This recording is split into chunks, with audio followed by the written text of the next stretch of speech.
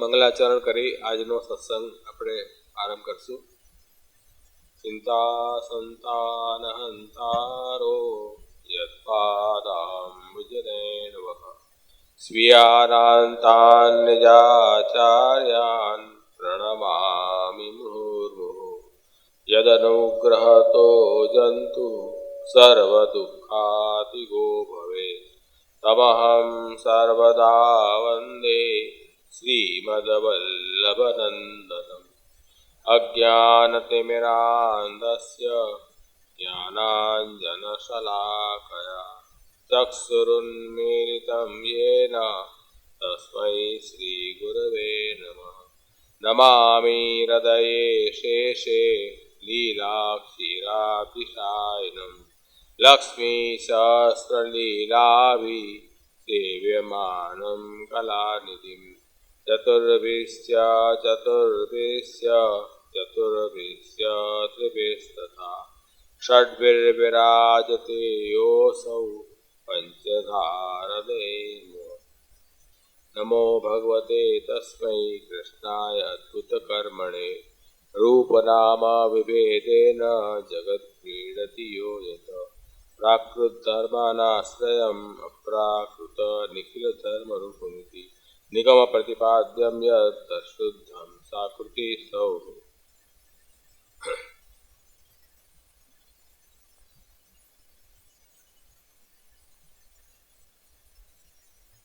રાજકોટના પુષ્ટિમાર્ગી પાસણાના વૈષ્ણવોથી ઘણા વખત પછી પાછી મુલાકાત થઈ. પહેલાં બી સત્સંગ રૂપમાં આપણે 2-3 વખત મળ્યા હતા અને ખૂબ આનંદ આવ્યો હતો. અને જ્યારે પાઠશાળાનું નામ લઈએ ત્યારે પરમ ભગવદીય ભૂપેન્દ્રભાઈ નાબાડિયાજીનું સ્મરણ થઈ આવે છે. એમનો અથાગ પરિશ્રમ અને માર્ગની સેવાથી બધા વૈષ્ણવોને પુષ્ટિમાર્ગીય સત્સંગમાં પ્રેરિત કર્યા. અને એમનો એ પ્રયત્ન આપણે બધા ચાલુ જ રાખીએ. અને માર્ગની સેવા છે, મહાપ્રભુજીની એ સેવા છે કે મહાપ્રભુજીની વાણીનું મંથન ચિંતન બધા વૈષ્ણવો સાથે મળીને કરે, જેનાથી માર્ગીય સિદ્ધાંતો હૃદયારૂઢ થાય અને આપણું જીવન સફળ બને. તો ઘણી જ પ્રસન્નતા છે કે આ બધા વૈષ્ણવો આટલા વખતથી સત્સંગની પ્રવૃત્તિઓ નિયમિત કરી રહ્યા છો અને કરો છો અને કરતા જ રહેશો, એવી શુભકામના અને ખૂબ આશીર્વાદ. તો હમણાં પણ મેં ઓનલાઈન સત્સંગ અમારા ચાલે છે એમ મને સમાચાર છે. એ બહુ સારી વાત છે કે સેવા અને સત્સંગ એ 2 પુષ્ટિ માર્ગના સ્તંભ છે. એમાંથી એક પણ સ્તંભને હાનિ ન થવી જોઈએ. સેવામાં સત્સંગનો આનંદ, સત્સંગમાં સેવાનો આનંદ બંને એકબીજા વગર અધૂરા છે. સેવા યાવવા કથા યાવવા યસ્યા સતિ દ્રઢા ભવેત યાવમ જીવ તસ્ય નાશો નક્વાપેતિ મધિર્મમ. મહાપ્રભુજી ભક્તિ વર્ધિનીમાં આજ્ઞા કરે છે કે સેવા અને કથા અથવા સેવા અથવા કથા આ જીવન પુષ્ટિ માર્ગી જીવે પોતાના જીવનમાં સતત ચાલતી રહેવી જોઈએ. અને શ્રી મહાપ્રભુજીનો એ દ્રઢ વિશ્વાસ છે કે જે પુષ્ટિ જીવ એના જીવનમાં આ બંને સેવા અને કથામાં પ્રયત્નશીલ રહેશે, એનો કદાપી નાશ નહીં થાય. તો શ્રી મહાપ્રભુજીની આ પ્રતિજ્ઞા છે, આ સત્ય સંકલ્પ છે, એટલે એમાં કોઈ સંદેહ નથી. તો સેવાનો અર્થ છે ભગવદ્ લીલામાં આપણને ઠાકોરજીની સેવાનો અવસર પ્રદાન થાય. ભગવદ્ લીલા ચાલતી હોય એમાં ઠાકોરજી આપણને પણ પસંદ કરે કે તારો પણ આ લીલામાં કાંઈ ભાગ છે, તું આ ભાગ ભજવ. જે નાની મોટી સેવા આપણને લીલામાં ઠાકોરજી આપે એ આપણે આનંદપૂર્વક કરવી. અને સેવાના અનવસરમાં કથાનો અર્થ છે કે ભગવદ્ લીલા જે થઈ છે એનું શ્રવણ કરવું, કીર્તન કરવું અને સ્મરણ કરવું. એમાં પ્રભુનો આંતર અનુભવ થાય. સેવામાં પ્રભુનો બાહ્ય અનુભવ થાય અને કથામાં પ્રભુનો આંતર અનુભવ થાય. એમ આંતર અને બાહ્ય બંને અનુભવથી આપણે આ પુષ્ટિ માર્ગમાં ભગવાન રૂપી ફલનો આનંદ પુષ્ટિ જીવ લે છે. તો આ રીતે આ બંને આપણા મુખ્ય સ્તંભ છે જે આચાર્યને આપણને બતાવ્યા છે. આપશ્રીના ગ્રંથોમાં આ વાતનો સ્પષ્ટ ખુલાસો પણ છે. તો આજે આપણો જે વિષય છે આજનો તે શ્રી ગોકુલનાથજીના 24 વૃત્તનામત. તો અહીંયા શ્રી ગોકુલનાથજીનો કંઈ પરિચય મારે આપવાનું હોય નહીં. શ્રી ગુસાઈજીના ચતુર્થ લાલજી અને યશ ધર્મ પ્રગટ આપમાં બિરાજે છે અને માળા તિલકની રક્ષા કરનાર આપણા દિગ્ગજ આચાર્ય છે. શ્રી મહાપ્રભુજીના શ્રી ગુસાઈજીના ગ્રંથોને સમજાવવા માટે આપની સંસ્કૃત ટીકાઓ ઉપલબ્ધ છે. વ્રજભાષામાં 84-252 વાર્તાઓનું સાહિત્ય ઉપલબ્ધ છે. બેઠક વાર્તા, નિજ વાર્તા, ઘરુ વાર્તા. તો આજે આપણને જેવી ઉપલબ્ધ છે જેના કારણે વૈષ્ણવનું આજે પણ પોષણ થઈ રહ્યો છે એ સાહિત્ય શ્રી ગોકુલનાથજીએ આપણને પ્રદાન કર્યું છે. એમના આપણે બધા ઋણી છીએ. નહીં તો આપણે ભગવાન અને ભક્તોનું સ્મરણ કેવી રીતે કરત? તો અને શ્રી ગોકુલનાથજી એમ વિચાર્યું હતું કે મારે સ્વતંત્ર ગ્રંથ નથી લખવા, પરંતુ મહાપ્રભુજી ગુસાઈજીના જે ગ્રંથો છે એને જ હું સમજાવટ કરીશ. એટલે એવો એમનો આગ્રહ હતો કે મૂળ ગ્રંથોનો જ આપણે અભ્યાસ કરવો. તો આપણે હંમેશા સત્સંગની અંદર એક એવું ડિસિપ્લિન રાખવું કે આડીઅવળી વાત ન કરીને અને મૂળ જે ગ્રંથ હોય આપણા શિક્ષાપત્ર છે, સોરસ ગ્રંથ છે, કે વૈષ્ણવની વાર્તા છે, કે શ્રીમદ ભાગવત છે, એ મૂળ ગ્રંથનો આધાર લઈને કોઈ પણ વિચાર કરવો. તો આપણી ગાડી બરાબર સીધે રસ્તે ચાલે. નહીં તો આપણે અહીંયા ત્યાંની વાર્તાઓ કરતા રહીએ, અથવા આધુનિક ઘણા બધા લેખકોની પુસ્તકો પણ હોય છે, પણ એમાં પછી આડેવડે ફાટવાના ચાન્સીસ રહે છે. આપણે આપણા આચાર્યોએ જે આટલી મહેનત કરીને આપણને આટલી અમૂલ્ય ગ્રંથો આપ્યા છે એનો જ આપણે કેમ સ્વાધ્યાય ન કરવો? એટલે મારો પણ આગ્રહ એ જ રહે કે આપણે શ્રી મહાપ્રભુજી, શ્રી ગુસાઈજી, આપણા જે પૂર્વાચાર્યો એમની જ વાણીનો આપણે સત્સંગમાં પણ શ્રવણ કીર્તનનો આગ્રહ રાખવો. હવે અહીંયા વચનામૃત ઉપર આપણે આવીએ કે વચન અને અમૃત, વચનામૃત, વચનરૂપી અમૃત, વચનને જ અમૃત કયા છે. તો આ અમૃત એટલે શું? કે જે મૃત્યુને દૂર કરે એ અમૃત કહેવાય. અમૃત કોને કહેવાય? જે મૃત્યુને અટકાવી દે. તો એવી જે વાણી છે તે વચનામૃત કહેવાય. શ્રી મહાપ્રભુજીના વચનામૃત આપણને 84 વૈષ્ણવોની વાર્તામાં મળે છે. શ્રી ગુસાઈજીના વચનામૃત આપણને 252 વૈષ્ણવોની વાર્તામાં મળે છે ભાષા સાહિત્યમાં. અને સંસ્કૃતમાં તો જે આપશ્રીના ગ્રંથો છે જ, જેમાં પ્રકરણ ગ્રંથ છે, સોરસ ગ્રંથ, જેમાં એક એક વિષયો ઉપર એક એક ગ્રંથ આપશ્રીએ રચ્યા છે. જેમ 4 પુરુષાર્થ માટે બાલબોધ ચતુશ્લોકી, સેવા વિષયક એટલે સિદ્ધાંત મુક્તાવલી, સમર્પણ માટે વિરોધ લક્ષણ હોય કે સિદ્ધાંત રહસ્ય, એમ એક એક વિષયોને સમજાવવા માટે એક એક ગ્રંથ છે. એટલે એને પ્રકરણ ગ્રંથ કહેવાય. એક પ્રકરણ ઉપર જે ગ્રંથ હોય એ પ્રકરણ ગ્રંથ. એ પણ વચનામૃત છે, પણ એ શ્લોકબદ્ધ રૂપે છે. સંસ્કૃતમાં શ્લોકબદ્ધ રૂપે એ વચનામૃતો છે. પછી પ્રક્રિયા ગ્રંથ પણ હોય કે જેમાં એક વિષયની છણાવટ કરી હોય. એટલે આપણે ત્યાંનું ભક્તિ માર્ગીય પ્રકાર શું છે, આપણે ત્યાંનું દાર્શનિક તત્વોનું વિવેચના શું છે, એની પ્રક્રિયા આખી સમજાવી હોય એ પ્રક્રિયા ગ્રંથ કહેવાય. એ તત્વાર્થિક નિબંધ છે, એ બધા ગ્રંથો એ પણ શ્લોકબદ્ધ પણ છે અને ગદ્યમાં પણ આપણને મળે છે. પણ ભાષા લોકલ ભાષા સાહિત્યમાં નથી. પણ જે વ્રજભાષામાં ગ્રંથો જે મળે છે 84-200ની વાર્તા, એમાંથી મહાપ્રભુ ગુસાઈજીના આપણને વચનામૃત કેવા મળશે? વ્રજભાષામાં મળશે. તો એ વચનામૃતનું સંકલન આપણે કરીએ તો પણ એક વચનામૃત થઈ જાય. એવી રીતે અહીંયાથી ગોકુલનાથજીએ પણ પોતાના સેવક કલ્યાણ ભટ્ટજી ને સમજાવવા માટે એમની વિનંતી સ્વીકારીને અને જે 24 વચનામૃત કર્યા એને આપણે વચનામૃત કહીએ છીએ, કેમ કે એ વચન એવા છે કે જે આપણા જીવનને અમૃત બનાવી દે છે. એ વચનામૃત છે. જીવનને અમૃત કેવી રીતે બનાવશું?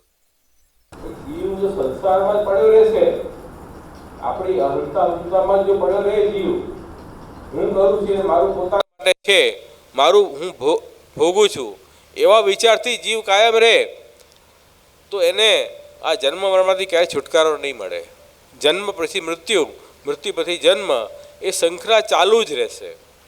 તો તે મૃત જીવન થઈ ગયું. એટલે કાલ એનું ભક્ષણ કરી જાય છે. પણ આપણને આપણા આચાર્યોની જે વાણી છે એ વચન કેવા છે? આપણને અમૃત આપનારી છે. કેમ?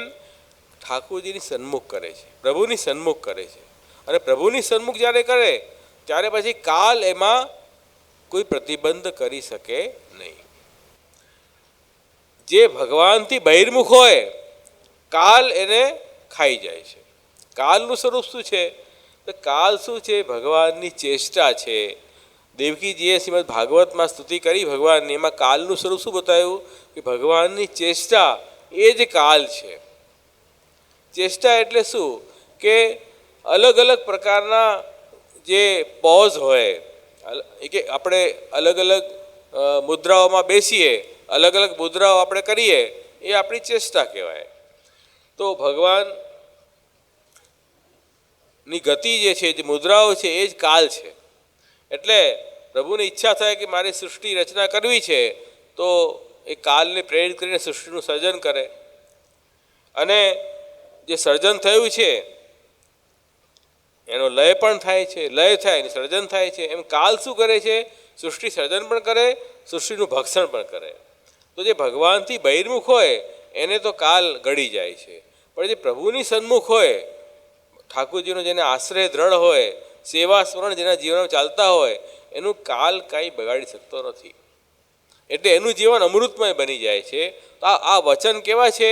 કે પ્રભુની સન્મુખ જીવને કરી દે. પ્રભુ જીવની બુદ્ધિમાં જેવી સંસાર બેઠેલો છે એ સંસાર દૂર કરીને અને એની પ્રેરણા થાય કે હું ઠાકોરજીની સેવા કથામાં જોડાઉં, એ પ્રકારના વચન છે. એટલે એ વચન આપણા માટે અમૃત સમાન છે, કે આપણું જીવન અમૃતમય બનાવી દે છે. તો એટલા માટે આ લૌકિક વાણી અને આપણા ગુરુની વાણીમાં એટલો ફરક છે. લૌકિક વાણી આપણને સંસારમાં પ્રેરિત કરે છે, જે આપણને જન્મમૃત્યુમાં લઈ જાય છે. જ્યારે મહાપ્રભુજી શ્રી ગુસાઈજી સપ્ત આચાર્યોની વાણી આપણને અમૃત સમાન છે, કે જે આપણને પ્રભુની પાસે લઈ જાય છે. એટલા માટે અમૃત સમાન છે. તો આપણે એ કાલના સિકંજામાંથી બહાર આવવું હોય તો ઠાકોરજીનો આશ્રય સૌથી પહેલાં આપણે પકડવો જોઈએ. એ જ રસ્તો છે. તો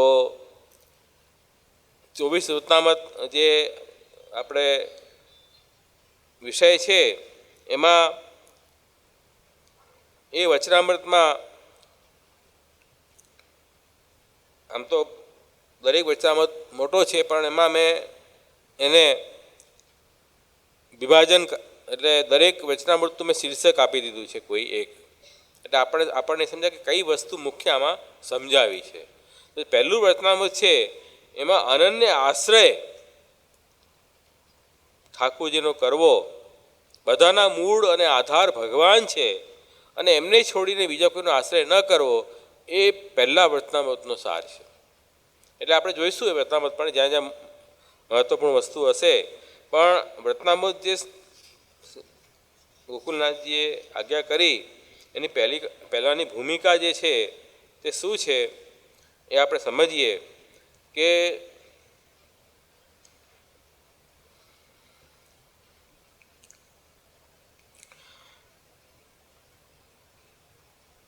ગુસાઈજી પાસે શ્રી ગોકુલનાથજીએ ઘણા બધા પુષ્ટિ માર્ગી સિદ્ધાંતો પૂછ્યા. શ્રી ગુસાઈજી પાસે પધાર્યા અને આપણા પિતૃચરણ પાસે આપણે પુષ્ટિ માર્ગી સિદ્ધાંતોની જિજ્ઞાસા પ્રગટ કરી.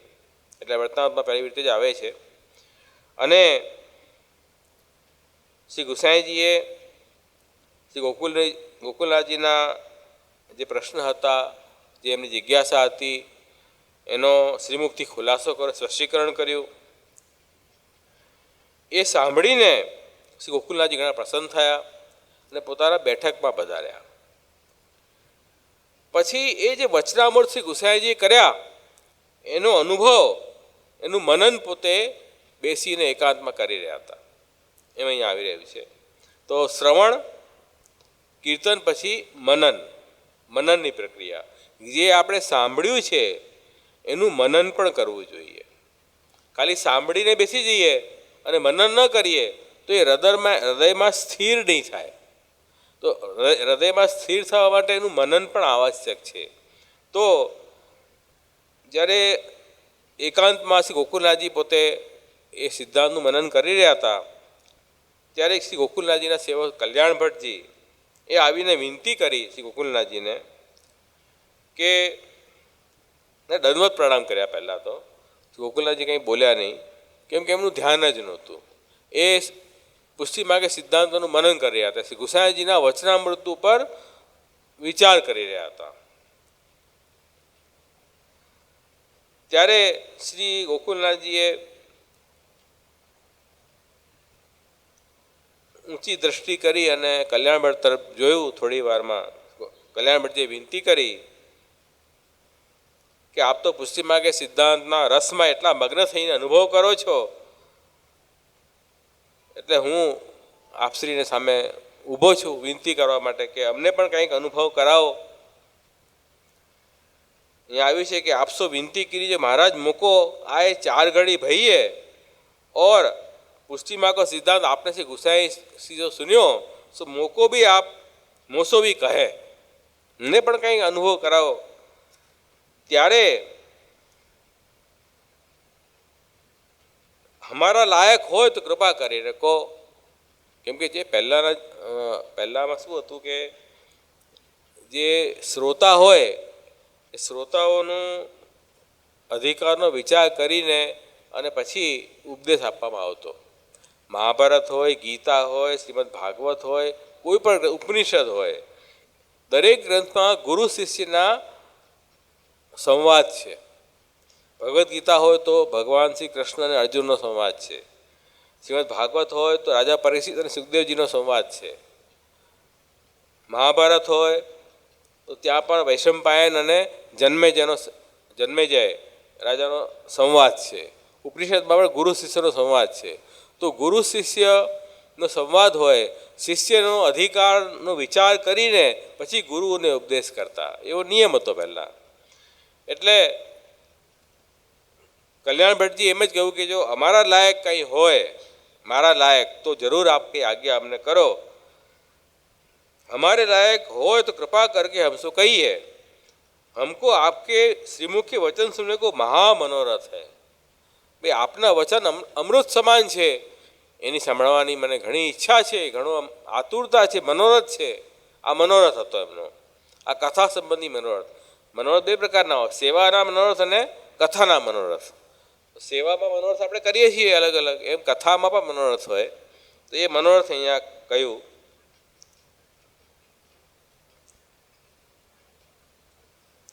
आ सांभळीने अने कल्याण भट्टजीनी दीनता जोई श्री गोकुलनाथजी घणा प्रसन्न थया.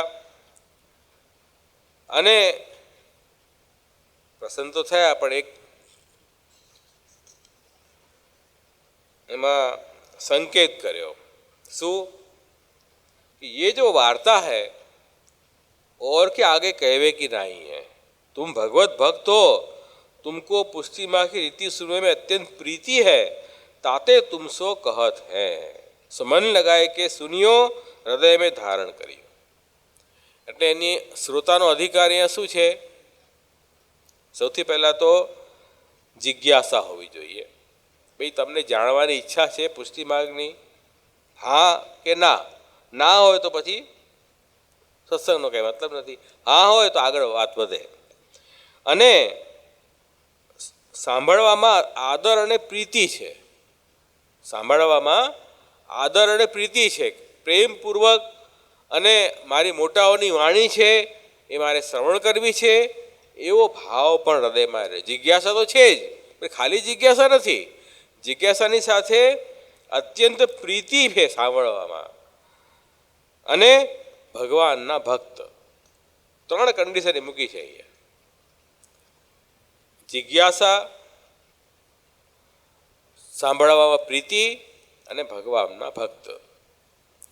તો આ મિનિમમ લાયકાત હોય તો સત્સંગ ભગવત સંબંધી વાતો આપણે કોઈ આગળ કરવી, નહીં તો ન કરવી. જે ભગવાનમાં જેને આશ્રય ન હોય એની સામે આપણે ભગવાનની વાતો શા માટે કહીએ? બરાબર કે નહીં? ઠાકોરજીનો એમાં અનાદર થાય. જેમ આપણે પેલા રામદાસજીની વાર્તા આવે છે કે એમનો મીરાબાઈ એમના યજમાન હતા. તો એમણે ગયા યજમાન મીરાબાઈને ત્યાં.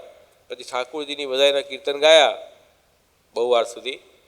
પછી મહાપ્રભુજીની વધાઈની કીર્તન ગાવાની એમની ઈચ્છા થઈ રામદાસજીને. એમ એ સેવક છે મહાપ્રભુજીના. મહાપ્રભુજીની વધાઈ ગાવાની શરૂ કરી. તો એમણે કીધું ના ના ચાલો આપણે ઠાકોરજીના પદ બીજા ગાઈએ. મીરાબાઈએ એમ કીધું. એને ગુસ્સો આવ્યો કે શ્રી મહાપ્રભુજીમાં ઠાકોરજીમાં કંઈ ભેદ છે? શ્રી મહાપ્રભુજીના પદ ગાઓ કે ઠાકોરજીના પદ ગાઓ, બંને એક જ છે. વસ્તુ તો કૃષ્ણ એવ, ક્યાં ફરક છે બંનેમાં? તો એમને ગુસ્સો આવી ગયો. તો કે અત્યાર સુધી હું શું પદ ગાતો હતો? ઠાકોરજીના પદ બી ગાઈ રહ્યા હતા, મહાપ્રભુજીના તો પદ છે, બીજાના પદ થોડી છે. તો એને ગુસ્સો આવ્યો કે તે વખતે જ ઉઠીને ચાલી ગયા. તો સૌ રસાભાસ થઈ જાય. સામે પાત્ર, હવે મીરાબાઈ તો બહુ મોટા ભક્ત છે, એવું નથી કંઈ ભક્તની કોટીમાં કચાશ છે, પણ શ્રી મહાપ્રભુજીમાં એવો ભાવ નથી. તો શ્રી મહાપ્રભુજીના પદ શા માટે એમની સામે ગાવા? એટલે આપણે જે વાત સત્સંગ કરવા માંગીએ છીએ ને, સાંભળવાવાળો સામેવાળો વ્યક્તિ પણ તેવો લાયકાત હોવી જોઈએ ને, નહીં તો રસાભાસ થઈ જાય. એ વાત સમજવાની છે. એટલે પંચપદ્યાની ગ્રંથથી મહાપ્રભુજીએ જે બનાવ્યો છે એમાં એ જ વાત ધ્યાન રાખી છે કે શ્રોતા કેવો હોવો જોઈએ. શ્રોતાને કમસે કમ અગર પ્રભુ સંબંધી સત્સંગ કરી રહ્યા છીએ આપણે, તો શ્રોતામાં સૌથી પહેલાં એને પ્રભુમાં આશ્રય હોય. ઠાકોરજી કૃષ્ણને ઈશ્વર સમજતો હોય, કૃષ્ણ પરમ તત્વ છે એમનો આશ્રય રાખતો હોય, એને જ ભગવત સંબંધી વાર્તા કહેવી, બીજાને કહેવી પણ નહીં. ભગવદ્ ગીતામાં પણ અર્જુનને ઠાકોરજીએ આ જ કહ્યું છે કે આ ગીતાશાસ્ત્ર કોને સંભળાવો? કે જેને ઠાકોરજીમાં ભાવ હોય, બીજાને ન સંભળાવો. તો કલ્યાણ ભટ્ટની અધિકારિતા શ્રી ગોકુલનાથજીએ કહી કે તમે તો મોટા ભક્ત છો, શ્રવણમાં પ્રીતિ છે, જિજ્ઞાસા છે, તમને અવશ્ય અમે સંભળાવશું અને તમે હૃદયમાં ધારણ કરજો. તો આ એક વચનામૃતની ભૂમિકા હતી કે જેની અંદર વચનામૃત કોને સામે આપણા આચાર્યો કરતા. કોઈ પણ આચાર્ય વચનામૃત જ્યારે કરે ત્યારે માર્ગીય વચનામૃત કરવા હોય તો માર્ગીય પુષ્ટિ માર્ગ વૈષ્ણવ હોય એની સન્મુખ જ આપણે કરીએ. તો એ પહેલાંનો આપણો ડિસિપ્લિન છે. હવે આજે પહેલા વર્તમાનમાં જે વાત આગે આવી કે અન્યાશ્રય ન કરવો, અન્યાશ્રય મહાબાધક છે. પુષ્ટિ માર્ગનું સૌથી પહેલું જે એબીસીડી હોય ત્યાંથી શરૂઆત કરી વર્તમાનમાં. એબીસીડીમાં એ શું? પુષ્ટિ માર્ગનો આશ્રય, પ્રભુનો આશ્રય રાખવો. એટલે આપણો પુષ્ટિ માર્ગ અને મર્યાદા માર્ગ. મર્યાદા માર્ગમાં કર્મ માર્ગ છે, જ્ઞાન માર્ગ છે, ઉપાસના માર્ગ છે અને પુષ્ટિ માર્ગ. મર્યાદા માર્ગમાં સાધનનો આશ્રય હોય, પુષ્ટિ માર્ગમાં પ્રભુનો સ્વરૂપનો આશ્રય હોય. એટલે આશ્રય ઉપર મુખ્ય ભાર છે. જેમ કૃષ્ણ એવ ગતિર્મમાં, કૃષ્ણાશ્રયમાં શું કહ્યું? કૃષ્ણ જ મારી ગતિ છે. ગતિ એટલે સાધન પણ કૃષ્ણ છે અને ફલ પણ કૃષ્ણ છે. કૃષ્ણ જ સાધન છે, કૃષ્ણ જ ફલ છે. કોને પ્રાપ્ત કરવા છે? શ્રી કૃષ્ણને. શેનાથી પ્રાપ્ત કરવા છે? કૃષ્ણથી જ. ભગવત કૃપા વગર તો કૃષ્ણ મળે જ નહીં ને. એ કૃષ્ણને પ્રાપ્ત કરવા માટે કોઈ સાધન આપણને કામ નહીં આવે. સાધન કામ આવતા હોય તો ભગવાન સ્વતંત્ર નહીં રહી ગયા. ભગવાન તો સ્વતંત્ર છે. તો ભગવાનને સ્વતંત્ર ભગવાનને કેવી રીતે બાંધવા? તો ભગવાન કહે છે કેવલ પ્રેમથી જ હું બંધાઈ શકું છું, કેવલ ભક્તિથી જ હું બંધાઈ શકું છું.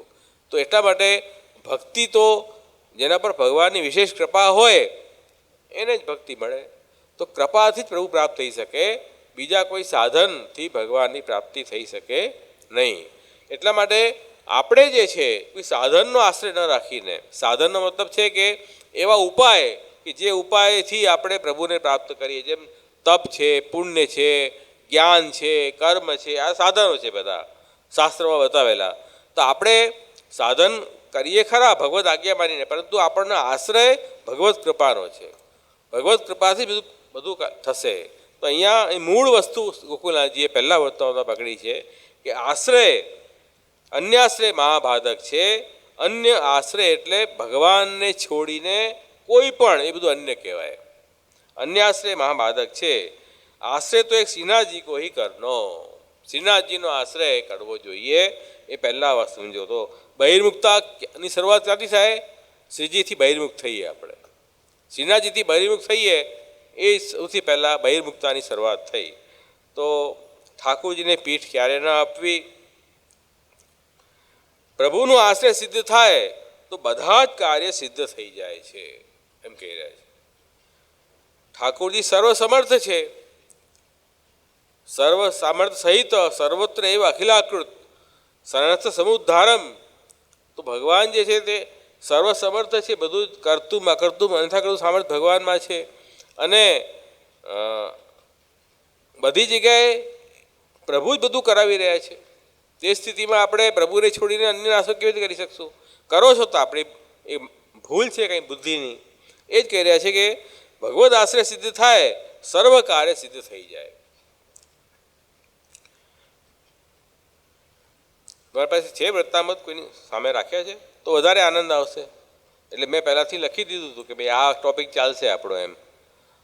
તો ન હોય તો કાલે લગભગ બધા પાસે વૈષ્ણવ પાસે હોય છે વચતા મળતો. આજે ના હોય તો કાલે લઈ આવજો. તો આશ્રય સિદ્ધ ભય તે સર્વ કાર્ય હોતે, બધા કાર્ય સિદ્ધ થઈ જાય. આ લોકમાં બધે સુખની પ્રાપ્તિ થાય. એહી કે પારલોકે ચ સર્વથા શરણમ હરિ, આ લોક અને પરલોકમાં બધી રીતે ભગવાન જ આપણા રક્ષક છે. તો ભગવાન રક્ષક હોય એ જીવીને પછી કોઈ વસ્તુનો ભય હોતો નથી. તો ભય કોને હોય? જેને ભગવદ આશ્રય નથી. જેને ભગવદ આશ્રય હોય એને કોઈનો ભય નથી. તો આશ્રય તો એક શ્રીજી કો હી કરનો. આશ્રય કોનો કરનો? શ્રીજીનો કરનો. सो आश्रय को हेतु यह है जो अपने प्रभु बिना और काहू को न माने. વાસ્તવમાં તો સ્થિતિ એવી છે કે ઠાકોરજી સિવાય બીજું કંઈ છે જ નહીં, પણ આપણી બુદ્ધિ આપણને અજ્ઞાનના કારણે ભગવાન સિવાય બીજી બધી વસ્તુ આપણને માનવામાં મજબૂર કરે છે. એટલા માટે કહેવું પડે છે કે એક શ્રીનાથજીનો જ આશ્રય કરવો, એમને છોડીને બીજાનો આશ્રય ન કરવો. સાચી હકીકત શું છે? સર્વમ ખલુ ઇદમ બ્રહ્મ, બધું જ બ્રહ્મ જ છે. ભગવાન સિવાય અહીંયા સૃષ્ટિમાં કંઈ છે જ નહીં. આ હકીકત છે. આ હકીકત ભલે હોય પણ આપણને તો એ અજ્ઞાનના કારણે એવું સમજાતું નથી ને. આપણને તો હું, મારું, તારું, આ નાનું મોટું, ખરાબ સારું ઘણું બધું આપણને અલગ અલગ દેખાય છે. ત્યારે પછી એવા અણસમજુ જીવને એવું કહેવું પડે કે ભગવાન સિવાય બીજા કોઈનો આશ્રય ન કરવો. अपने प्रभु बिना और काहू को न माने, दूसरे सो भूल के मनोरथ न करें. ભગવાન સિવાય બીજા પાસે આપણે કોઈ માંગણી પર ન કરવી. अन्य अवतारण की अपेक्षा न રાખે. મૂળ અવતાર કૃષ્ણસ્તુ ભગવાન સ્વયં, ભાગવતમાં કહ્યું છે. મૂળ અવતારી શ્રી કૃષ્ણ છે. બીજા બધા ભગવાનના અવતાર છે, જે તે વિશેષ કાર્ય કરવા માટે ભગવાનનું પ્રાગટ્ય થાય છે. તો આપણે મૂળ અવતારને પકડવાના છે, એનો આશ્રય કરવો છે. તો એ જ કહી રહ્યા છે કે જીવ તથા દેહ કાહુ કી અપેક્ષા ન રાખે, તાતે એ બાત તો બહુ કઠિન હૈ. હવે તમે વાત તો કહો છો કે ભગવાન સિવાય બીજીની અપેક્ષા ન રાખવી, પણ અમને તો ભગવાનની અપેક્ષા ઓછી છે અને બાકી બધા લૌકિક માણસોની અપેક્ષા વધારે છે. વાસ્તવિક માણસનું જીવન તો એવું જ છે ને. ભાઈ પેલો માણસ અમારું કંઈક કામ કરી આપશે, આ માણસ કંઈક કાર્ય કરી આપશે. સતત આપણે બીજા ઉપર નિર્ભર રહીએ છીએ. પ્રભુનો આશ્રય ક્યાં છે? આપણને નોકરી કરતા હોઈએ તો આપણા બોસ હોય એનો આશ્રય હોય, ધંધો કરતા હોઈએ તો આપણા મોટા મોટા ગ્રાહક હોય એનો આશ્રય હોય. એવું જ છે ને વાસ્તવમાં. તો માણસને ભગવાનનો આશ્રય નથી. વિશ્વાસ આપણને લૌકિક વસ્તુઓનો વધારે છે. જે સદંતર અવિશ્વસનીય વસ્તુ છે એના પર આપણને પૂર્ણ વિશ્વાસ છે, અને જે વિશ્વાસ કરવા લાયક ભગવાન છે એના પર માણસને વિશ્વાસ નથી. એવી ઉલટી ગંગા આપણી જીવનમાં ચાલતી હોય છે. તો એટલા માટે આ જીવ માટે બહુ કઠિન છે. યહ બાત તો બહુ કઠિન હૈ. ખરેખર કઠિન છે માનવી. સાંભળવી એક અલગ વાત છે, જીવનમાં એને અપનાવવી એ બહુ કઠિન છે, સરળ નથી. કેમ કઠિન છે? તો કહી રહ્યા છે કે જો એ સંસાર તો વૃક્ષ રૂપ હૈ. સંસાર કેવું છે? વૃક્ષ છે. યા વૃક્ષ સંસાર રૂપી વૃક્ષ में दो फल है. સંસાર એટલે અહંતા મમતા, હું અને મારું. એનાથી આપણે આખું નવું સંસાર બનાવીએ છીએ. એનાથી આપણને સુખ દુઃખ થાય છે. બધા આપણું જ્યારે આપણે જન્મ્યા હોઈએ ત્યારે હું અને મારું બહુ સર્કલ બહુ નાનું હોય. હું એટલે હું અને મારું એટલે દૂધ મળે એ મારું, અથવા જે મા આપણને દૂધ આપે એ મારી, બસ. એનાથી વધારે આપણને ઓળખાણ ન હોય કોઈની. પછી જેમ મોટા થઈએ તેમ આપણને પિતાની ઓળખ થાય, પછી ભાઈ બહેનની ઓળખ થાય, પછી ઘરના બીજા પરિવારની ઓળખ થાય, પછી આપણું મિત્ર વર્ગ આવે એની ઓળખ થાય. એમ ધીરે ધીરે સર્કલ વધતું જાય છે આપણું સંસારનું. તો સંસાર જે છે ને એ પછી મોટો વૃક્ષ, વટવૃક્ષ બની જાય. જન્મ્યા ત્યારે તો સાવ બીજરૂપી હોય સંસાર, બહુ શાંતિ હોય. જેમ મોટા થઈએ ને આપણે એ સંસાર વટવૃક્ષ તો રૂપ લઈ લે, એકદમ એટલો મોટો થઈ જાય. અને એ વટવૃક્ષ રૂપી સંસાર છે એમાં મુખ્ય બે ફલ છે એમ કહી રહ્યા છે. સંસાર રૂપી વૃક્ષ में दो फल है. એ બે ફલ કયા કયા?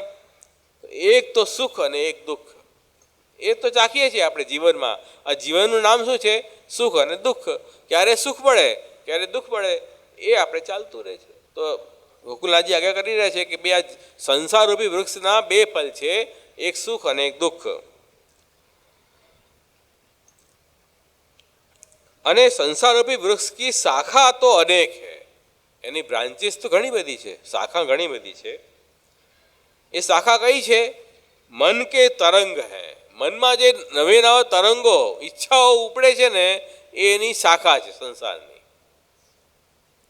और वृक्ष है ताको मूल जड़ है सो बुद्धि है. અને મૂળ આ વૃક્ષ ક્યાંથી, આનું મૂળ ક્યાં છે? તો કે બુદ્ધિ. બુદ્ધિની અંદર જે આપણને અજ્ઞાન છે કે આ હું છું, આ મારા માટે છે, હું કરું છું, આ ફલ મારા માટે છે, આ પ્રકારનું જે અજ્ઞાન રૂપી બુદ્ધિ છે ને એ જ આ સંસારનું મૂળ જળ છે. तो और फल है सो अपने गिरवे सो डरपत है. અને ફલ તો વૃક્ષમાં લાગેલા હોય અને જોરથી હવા ચાલે તો ફલ નીચે પડે તો આપણને ડર લાગે છે ફલ ક્યાંક પડી ન જાય. એ સુખરૂપી ફલને સાચવીને રાખવા છે આપણે. સો મોહરૂપી બયાર કે ડરતે ડાળ શાખા ફલ ફૂલ તૂટન તે ડરત હૈ. એટલે આ પછી મોહ થઈ જાય કોઈ વસ્તુમાં, પછી આપણને ડર લાગે કે મારાથી આ વસ્તુ ક્યાંક છીનવાઈ ન જાય, કોઈ ચોરી ન જાય, મારા હાથમાંથી કંઈ નીકળી ન જાય. કોઈ વસ્તુનો મોહ થઈ જાય ને પછી આપણે છોડી શકતા નથી. એ સંસારની અંદર વધારે વધારે જીવ અંદર ખપતો જાય છે. તો આ બધું મૂળ કારણ છે આપણા દુઃખના. આ દુઃખના કારણ છે બધા. એ શ્રી ગોકુલનાથજી આપણને સમજાવી રહ્યા છે. પણ વાસ્તવમાં શું છે? और अपने तो वृक्ष की जड़ है सो दृढ़ है, ताते वृक्ष को डर नहीं है. सो डार शाखा फल पत्र अपने मूल को दृढ़ जानत नहीं है, ताते अत्यंत भय करी के दुखित हुए हैं. तैसे जीव है संसार रूपी वृक्ष को मोह रूपी बयार को डर है, तको दुख दूर करे को अपने मूल को विचारनो. अपने मूल तो भगवान श्री कृष्ण हैं, इनको जानत नहीं, ताते अपने मूल को भूल ही गयो है.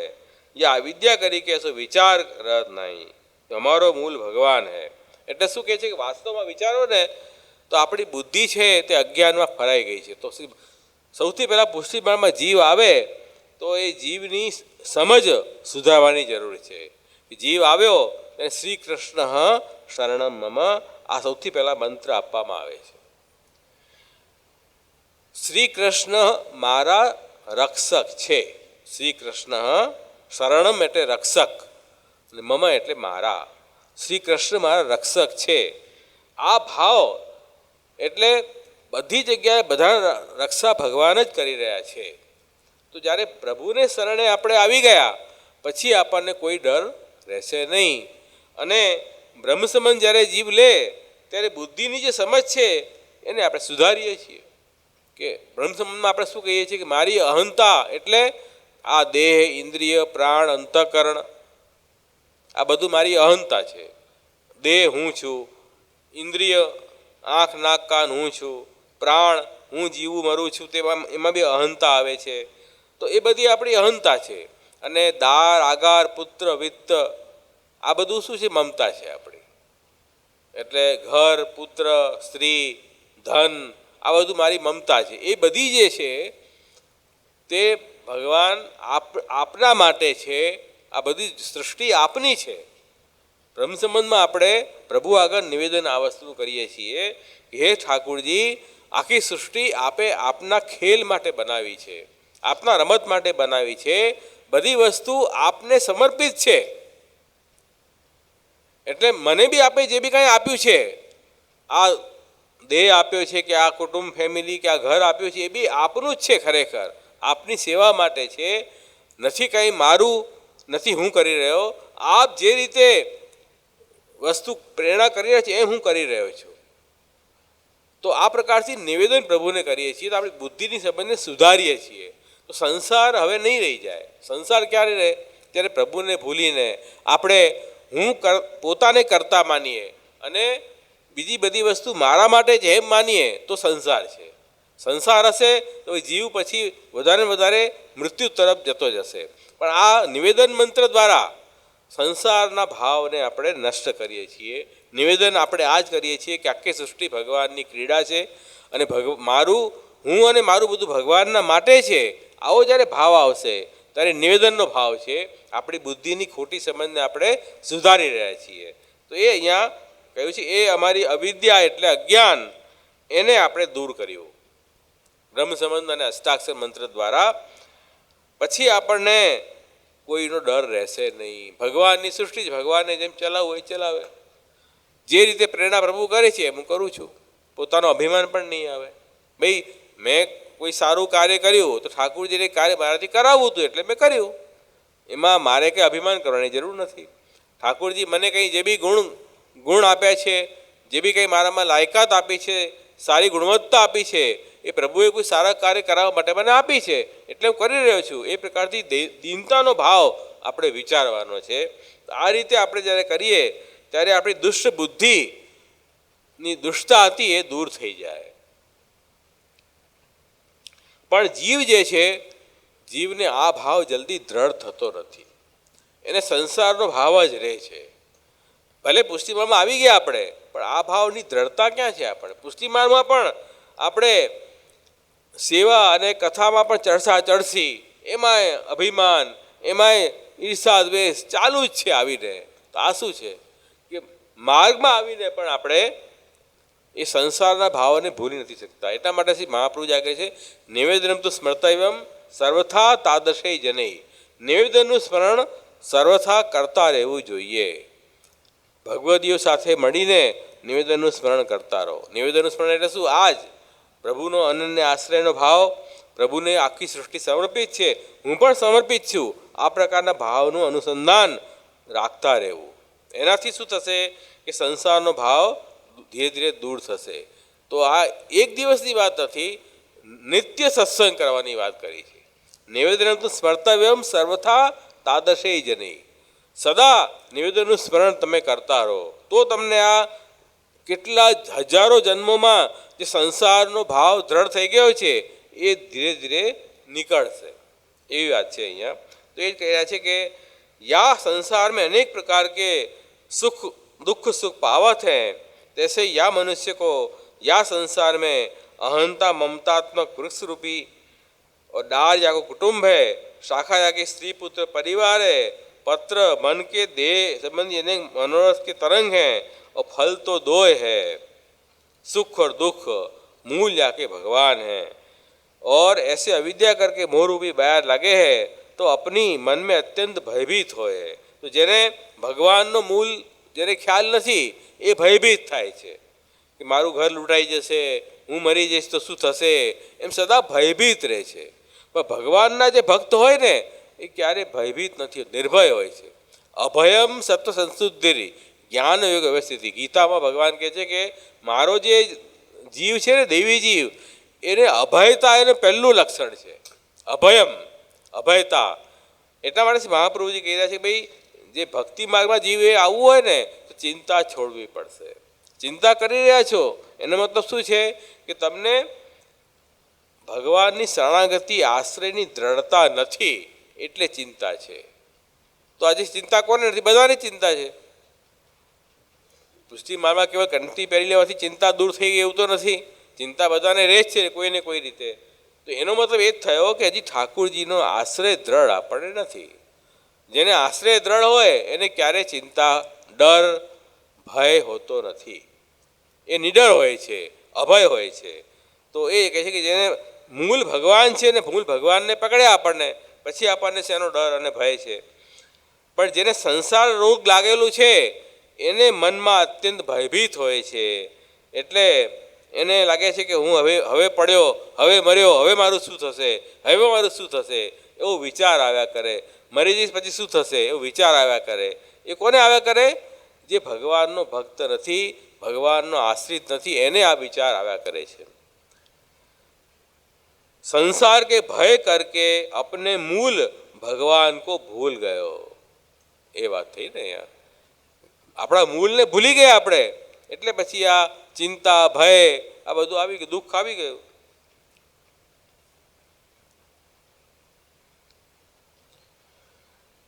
और अपने कुटुंब रूपी डार शाखा से लपटात है, उनसे मिली के अनेक प्रकार के दुख सुख को अनुभव करत है। यह वृक्ष रूपी मनुष्य को माया रूपी विद्या लगी है, ताते मोह के वश हो के डरपत है। जो मेरे कुटुंब स्त्री पुत्र आदि को दुख होएगो, यह चिंता मुको याको मोह रूपी बयार लागत है। એટલે કે તાતે अपने मूल भगवान है सो दृढ़ है, मोह को लौकिक अलौकिक चिंता नहीं है, सो भूली जाते है। એટલે માણસ જે છે તે અન્યાશ્રય માણસને ક્યારે કરાવે? ડર, ચિંતા થઈ જાય ને પછી એ ભગવાનને છોડી દે। ચલો હવે આ ડર આ મટાવશે, આ મને ભયથી દૂર કરશે, પછી ભગવાનને છોડીને અહીંયા ત્યાં ભાગ્યા કરે। लौकिक में कोई तो कहते तुम कोई देवता को मनाओ तुमको सुख होएगो, तुम्हारो भलो होएगो। कोई कहते जो तुम्हारो मित्र भलो हो तो मिलेगो, तब तुम्हारो कष्ट दूर होएगो। कोई कहते कोई देवी की मानता करो तो भलो होएगो। यह दुर्बुद्धि जीव ऐसे करत है। भाई जे माणस दुखी माणस होय कोई तो એને જે માણસ રસ્તો બતાવે એ તરફ દોડે, તો શું છે એ દુર્બુદ્ધિ જીવ કહેવાય કે જેની બુદ્ધિ દુષ્ટ છે, એને પ્રભુનો આશ્રય નથી। તબ જીવ અન્યાશ્રય કરત હે। જે કંઈ બતાવે જેના મનમાં, કોઈ દોરા પહેરાવે, કોઈ ધાગા પહેરાવે, કોઈ માનતા બનાવે, કોઈ આ બનાવે, એમ ચાલ્યા કરે બધું। સો જ્યો જ્યો કરત હે ત્यों તો ઠાકુરજી સે દૂર પરત હે। જે ઉપાય કરશે ને બધા ઉપાયો એને ભગવાનથી દૂર લઈ જાય છે।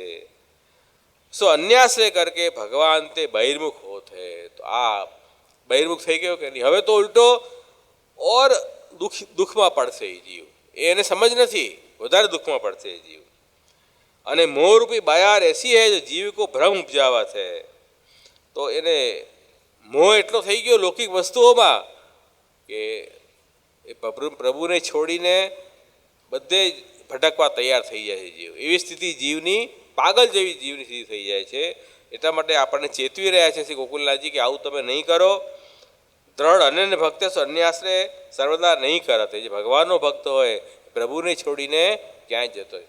જો આપણા જીવનમાં જે બી ઘટનાઓ બની રહી છે ને એ ઠાકુરજીની ઈચ્છાથી જ આવી રહી છે, સુખ હોય કે દુઃખ હોય। તો જ્યારે પ્રભુને આપણે શરણે છીએ અને વિવેક આપણને દ્રઢ હોય કે વિવેક હસ્તુ હરિસર્વ ઈચ્છા તો કરી જ હતી. પ્રભુ વિવેક શું પુષ્ટિ માર્ગીય કે હરિ પોતાની ઈચ્છાથી બધું કરશે. તો હરિનો મતલબ શું તો આપણને સમજાવ્યું છે કે જે ભક્તોના દુઃખને દૂર કરે એ હરિ. તો હરિ પોતાની ઈચ્છાથી કરશે તો હરિ એવી ઈચ્છા કરશે જ્યારે ભક્તોના દુઃખ આવે કે દૂર થાય કેવી ઈચ્છા કરશે હરિ. જો હરિ હોય ભગવાનનું નામ હરિ હોય હરિ નામ સાર્થક ક્યારે થાય કે જ્યારે ભક્તોના દુઃખ દૂર કરે ત્યારે હરિનામ સાર્થક થાય. બરાબર છે. હવે આપણે વિવેક શું રાખવાનો છે? વિવેક અસ્તુ હરિ સર્વમ નિજેચ્છા તો કરીષ્યતિ. હરિ બધું પોતાની ઈચ્છાથી કરશે. બરાબર છે. તો પોતાની ઈચ્છાથી કઈ વસ્તુ કરશે? જેમાં ભક્તનું કલ્યાણ થાય, જેમાં ભક્તનું હિત થાય, ભક્તને દુઃખ પડે એવું ભગવાન ક્યારે બી નહીં કરશે. તો આ તો મગજમાં ઠસાવવું પડશે આપણે કે પ્રભુને શરણે ગયા છીએ. કયા ભગવાનના શરણે ગયા છીએ? જે હરિ છે. એટલે હરિ કોઈ દિવસ ભક્તોનું દુઃખ ક્યારે બી નહીં કરે.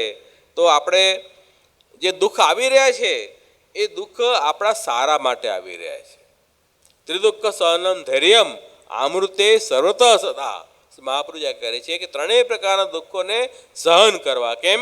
એ દુઃખો આપણા ભલા માટે આવી રહ્યા છે. તો આપણે દુઃખ ભલા માટે કેવી રીતે આવે? ભાઈ નાનું બાળક હોય ન માને તો મા એને મારે પણ ખરી, મારે કે નહીં? તો માએ દુઃખ આપ્યું કહેવાય? દુઃખ નથી આપ્યું, એના ભલા માટે એને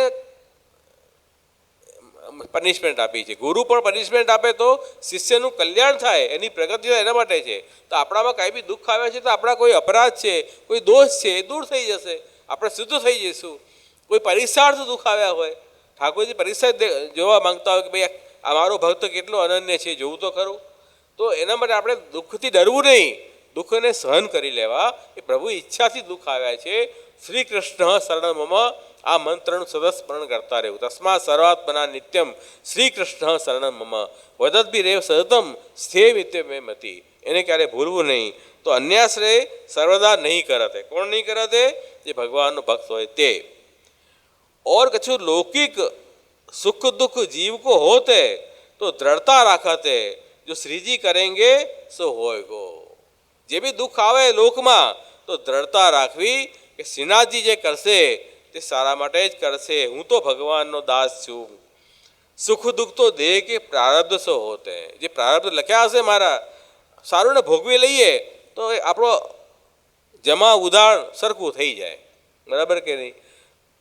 પ્રારબ્ધ મતલબ શું કે પૂર્વમાં ભૂતકાળમાં કોઈ આપણે કર્મ કર્યા હોય, આ જન્મમાં નહીં તો આના આગલા જન્મમાં કે પહેલાંના જન્મમાં એનું કંઈ આપણને દુઃખ ભોગવવાનું રહી ગયું હોય એ દુઃખ ભોગવી લઈએ તો પછી આપણને આગળ પ્રતિબંધ નહીં રહી જાય, રસ્તો ક્લિયર થઈ જશે આપણો. એટલા માટે આપણે, અને ઘણીવાર તો એવું બી આ વાર્તામાં આવે છે કે જે પ્રારબ્ધ ભોગવવાના હતા તો ઠાકોરજીએ સ્વપ્નમાં એને અનુભવ કરાવીને ભોગવાવી દીધા.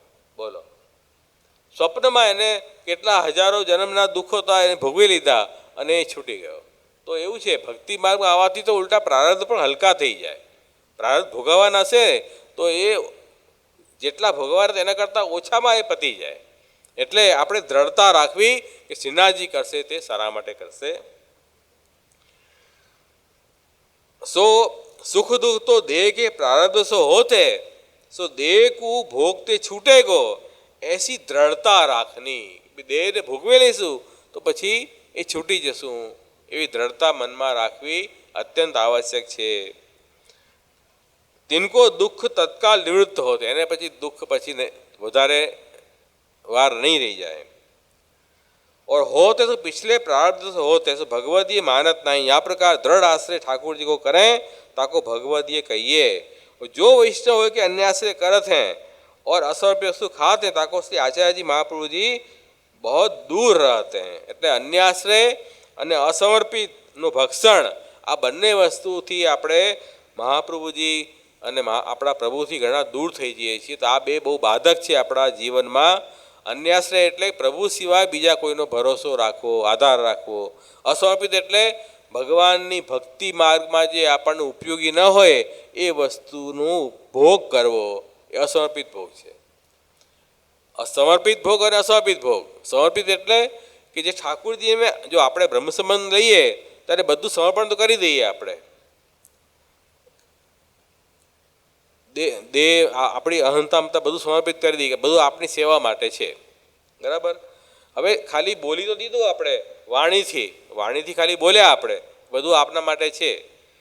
પણ હવે જીવનમાં જે અમલમાં લાવવાની વાત હોય ત્યારે આપણે વિવેક રાખવો પડશે કે હું જે વસ્તુનો ભોગ કરું છું તે ઠાકોરજીની સેવા ભક્તિમાં ઉપયોગી છે કે નથી. ઉપયોગી હોય તો ભોગ કરો, ઉપયોગી ન હોય તો એને છોડી દો. જે ઉપયોગી નથી એનો પણ ભોગ કરીએ છીએ એ અસમર્પિત ભોગ છે. યસ્યવા ભગવત કાર્યમ યદા સ્પષ્ટમ ન દૃશ્યતે તદા વિનિગ્રહસ્ય કર્તવ્યથી નિશ્ચય. જે ભગવત કાર્યમાં ઉપયોગી ન હોય એ વસ્તુનો બી ભોગ કરવો અસમર્પિત ભોગ છે, એ આપણને બહિર્મુખ બનાવે છે. એટલે અન્યાશ્રય અને અસમર્પિત ભોગ આ બંને પુષ્ટિમાર્ગમાં મહાબાધક છે. અન્યાશ્રય એટલે કૃષ્ણને છોડીને અન્યને આપણે આપણો રક્ષક માનીએ, એનાથી એવો ભાવ રાખવો આ મારો ઉદ્ધાર કરશે, આ દેવી, આ દેવતા, આ ગ્રહ, આ દોરો, આ ધાગો, આ લૌકિક માણસ વગેરે વગેરે, આ પથ્થર અથવા આ વારનો ઉપવાસ કરું એનાથી મારો થઈ જશે. આ પ્રકારના જે બધા આપણે ટોટકા બનાવી રાખ્યા છે જીવનમાં, એ બધું અન્યાશ્રયનો જ પ્રકાર ગણાશે. એને છોડવો પડશે. એક શ્રી કૃષ્ણનો જ આશ્રય રાખવો અને ભક્તિ માર્ગમાં ઉપયોગી જે હોય એ વસ્તુનો ભોગ કરવો. હવે કેમ નક્કી કરશો? બહુ બ્રોડ છે. એટલે કઈ વસ્તુ ઉપયોગી છે ભક્તિમાં, કઈ વસ્તુ ઉપયોગી નથી, એ આપણે જ નક્કી કરવું પડશે. આપણને કોઈ કહેવા નહીં આવે. ભાઈ આપણે જ ભોગ કરવું પડશે કે ભાઈ જે વસ્તુથી ઠાકોરજીની સેવામાં કથામાં આપણને પ્રેરિત થઈએ એ વસ્તુનો ઉપયોગ કરવો. જે આપણને સેવા કથાથી બહાર લઈ જતી હોય એનો ત્યાગ કરવો. સીધી સીધી વાત છે. તો એ મોટી મોટી વાતો ધ્યાનમાં રાખવાની છે.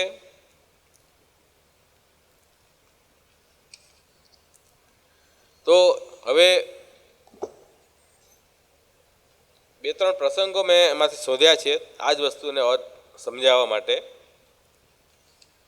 શ્રી ગોકુલનાથજીએ આપણે કૃપા કરીને વર્તમાનો બતાવ્યા અને સાથે વૈષ્ણવની વાર્તા પણ આપણે પ્રગટ કરી શ્રી ગોકુલનાથજીએ. તો વૈષ્ણવની વાર્તામાંથી કઈ વાર્તાઓ આવા સિદ્ધાંતને સમજાવે છે એ આપણે સમજીએ.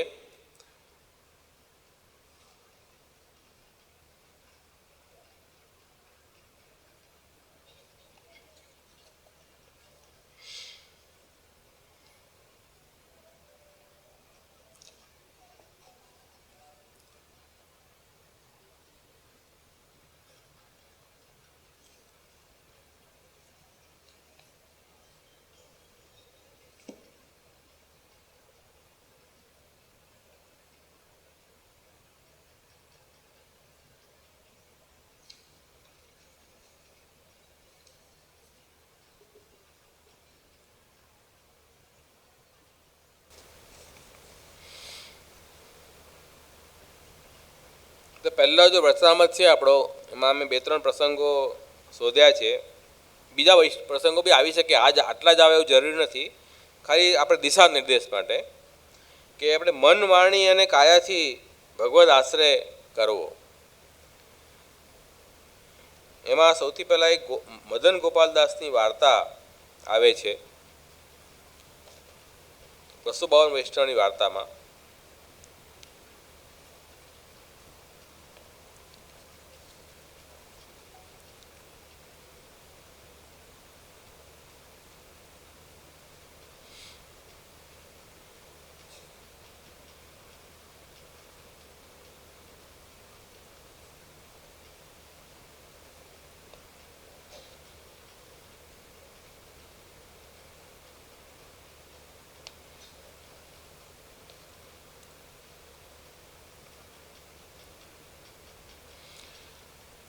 મદન ગોપાલદાસ કાયસ્થ હતા અને ગુસાઈજી પાસે નામ પ્રાપ્ત કર્યું હતું, અષ્ટાક્ષરબંધ દીક્ષા પ્રાપ્ત કરી.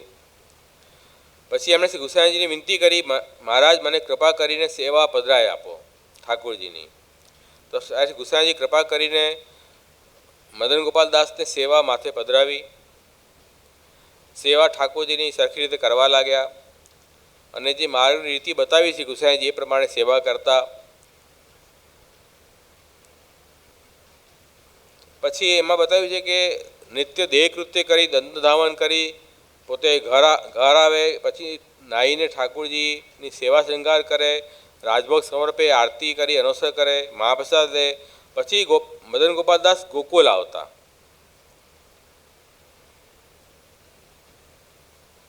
મહાવનમાં રહેતા અને પછી સેવા પહોંચીને પછી ગોકુલ આવતા. ત્યારે શ્રી ગુસાઈજી પાસે નિત્ય સુબોધની કથા આપ સાંભળતા, એનો ભાવનો વિચાર કરતા.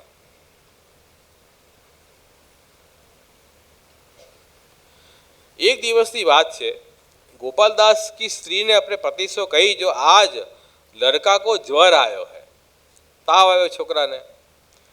तब मदन गोपालदास ने कही, भगवत इच्छा, ठाकुर जी की जेवी इच्छा, हवे ज्वर आवे छे तो आवे छे, ए दूर पण करशे, जेने जे लाव्या छे ए दूर भी करशे, चिंता शू करे छे. पाछे एवा स्त्री ने अपने पति से गोप्य ज्वर को डोरा बंधायो. हवे स्त्री शू कीधुं, ए डोरो के मंत्रेलो डोरो ए ताव उतरी जाए एना माटे. तो गोपालदास, मदन गोपालदास नाई के ठाकुर जी के मंदिर में आए, तो आए के देखे तो ठाकुर जी पीठ दे के बैठे हैं और भोग को था लात मारी के डाल दियो है. बोलो, ठाकुर जी पीठ आपी અને ભોગનો થાળ પણ લાતથી ઉડાવી દીધો, એટલા ગુસ્સે થયા. तब गोपालदास अपने मन में बहुत खेद करने लगे, जो न जाने आज मोते का अपराध पर्यो, तो ठाकुर जी आप पीठ दे के बैठे हैं. तब गोपालदास ने बिल बिलाए के भूमि पे नाक घिसी के बहुत मनवार करी कि ठाकुर जी को कहो, महाराज अपराध जानिए तो भलो है, मैं कछु जानत नहीं हूँ. तब ठाकुर जी ने सर्व समाचार कहे. तब गोपालदास चौकी के उठे और सावधान होकर गोकुल आए और ठाकुर गुसाई जी को दंडवत करी के चरण स्पर्श करने लगे. तब गुसाई जी ने कही, जो सुनिए कि तेरी स्त्री ने ज्वर को डोरा बंधायो है. तब गोपालदास ने कही, महाराज कहा करिए, मेरे स्त्री मेरे कहे में नहीं है, मारी बात मानती ज नहीं, शू करूँ. एने जबरदस्ती डोरो बंधाव्यो रोग दूर करवा माटे. श्री गुसाई जी कहे, तो जो स्त्री तेरे कहे में नहीं है तो स्त्री को त्याग कर. तब गोपालदास ने कही, जो आ गया. तो दंडवत करके घर आए, तो घर में आए कि पूछी, स्त्री से तुमने यह कहा काम कियो, आ शू कर्यु ते. पाछे स्त्री को न्यारी राखी. तो भाव प्रकाश में कहू है कि एक वर्ष सुधी ठाकुरजीए बात न करी, પછી ઘણું મનોહાર કર્યું ત્યારે ઠાકોરજી વાત કરવા લાગ્યા. તો અહીંયા ભાવ પ્રકાશમાં પણ ઘરનારી મહાપ્રભુ આજ્ઞા કરે છે કે વૈષ્ણવ કો અન્યાશ્રય સર્વથા ડરપત રહેનો. આ જે શરીરથી અને મનથી અન્યાશ્રય થયો, હવે ભલે મદન ગોપાલદાસે ન કર્યો, પણ ભાઈ એક જ ફેમિલીમાં રહેતા હોય અને એણે એનું કહ્યું માન્યું ને, ભલે મનથી ન પણ શરીરથી તો એણે અન્યાશ્રય કર્યો ને, તો અન્યાશ્રય મહાબાધક છે. ઠાકોરજી હવે તાવ આવે એટલી નાની વાતમાં કંઈ આપણે ડોરા દ્વારા બંધાવાય? જે લોકમાં તાવ આવ્યો છે લૌકિક ઉપાય કરવા માંગતો નથી, પણ અલૌકિક ઉપાય આપણે કરીએ તો અન્યાશ્રય થાય. તાવ આવ્યો તો ડૉક્ટરને બતાવો ને. ડૉક્ટર તાવ પણ લૌકિક છે અને ડૉક્ટરની જે થેરપી છે એ પણ લૌકિક છે, એમાં અન્યાશ્રય નથી. પણ લૌકિક દુઃખને દૂર કરવા માટે અલૌકિક ઉપાય કરીએ તો અન્યાશ્રય થાય. તો ડોરો અલૌકિક ઉપાય થઈ ગયો ને, એ કંઈ દેખાય છે, અલૌકિક ઉપાય થઈ ગયો તો એ અન્યાશ્રય કહેવાય. એવું ન કરવું. તો આ ધ્યાન રાખવાની વાત છે. નહીં તો ઘણા લોકો એવું આર્ગ્યુમેન્ટ કરે કે ડૉક્ટરની દવા બી તો લઈએ છીએ ને એમ ડોરો બાંધ્યો, એમાં શું વાંધો છે? શું લાગે છે તમને, એમ ચાલે? ડૉક્ટરની દવા લેવું અને ડોરો બાંધવું બંને એક વાત છે કે અલગ વાત છે? અલગ વાત છે. દવા લેવી એ લૌકિક ઉપાય છે અને ડોરો બાંધવો એ અલૌકિક ઉપાય છે. અલૌકિકમાં આપણા સ્વામી કોણ છે? પ્રભુ છે. તો પછી આપણે પ્રભુને છોડીને આમાં વિશ્વાસ કરવાની શું જરૂર છે? અરે ડોરો બી કંઈ કરશે ને તે પ્રભુની ઈચ્છાથી જ કરશે. કોઈ પણ ગ્રહનો કે પ્રેતનો કે કોઈ યક્ષનો ડોરો જેવી મંત્રેલો હોય એ પણ ભગવદ ઈચ્છાથી જ કામ કરશે. એક વાત સમજો, બધા જ પરતંત્ર છે પ્રભુ સિવાય. પ્રભુ સ્વતંત્ર છે, ભગવાન જ બધાથી બધું કામ કરાવે છે. એટલે આ વિશ્વાસ જીવે રાખવો જરૂરી છે. એવી જ રીતે બીજી એક વાર્તા છે, એક નિષ્કિંચન વૈષ્ણવની વાર્તા છે. કેવા કેવા અન્યાશ્રય આપણને હોય છે, આપણે આમ જોઈએ ત્યારે ખ્યાલ આવે આપણને. વિરક્ત વૈષ્ણવની વાર્તા છે.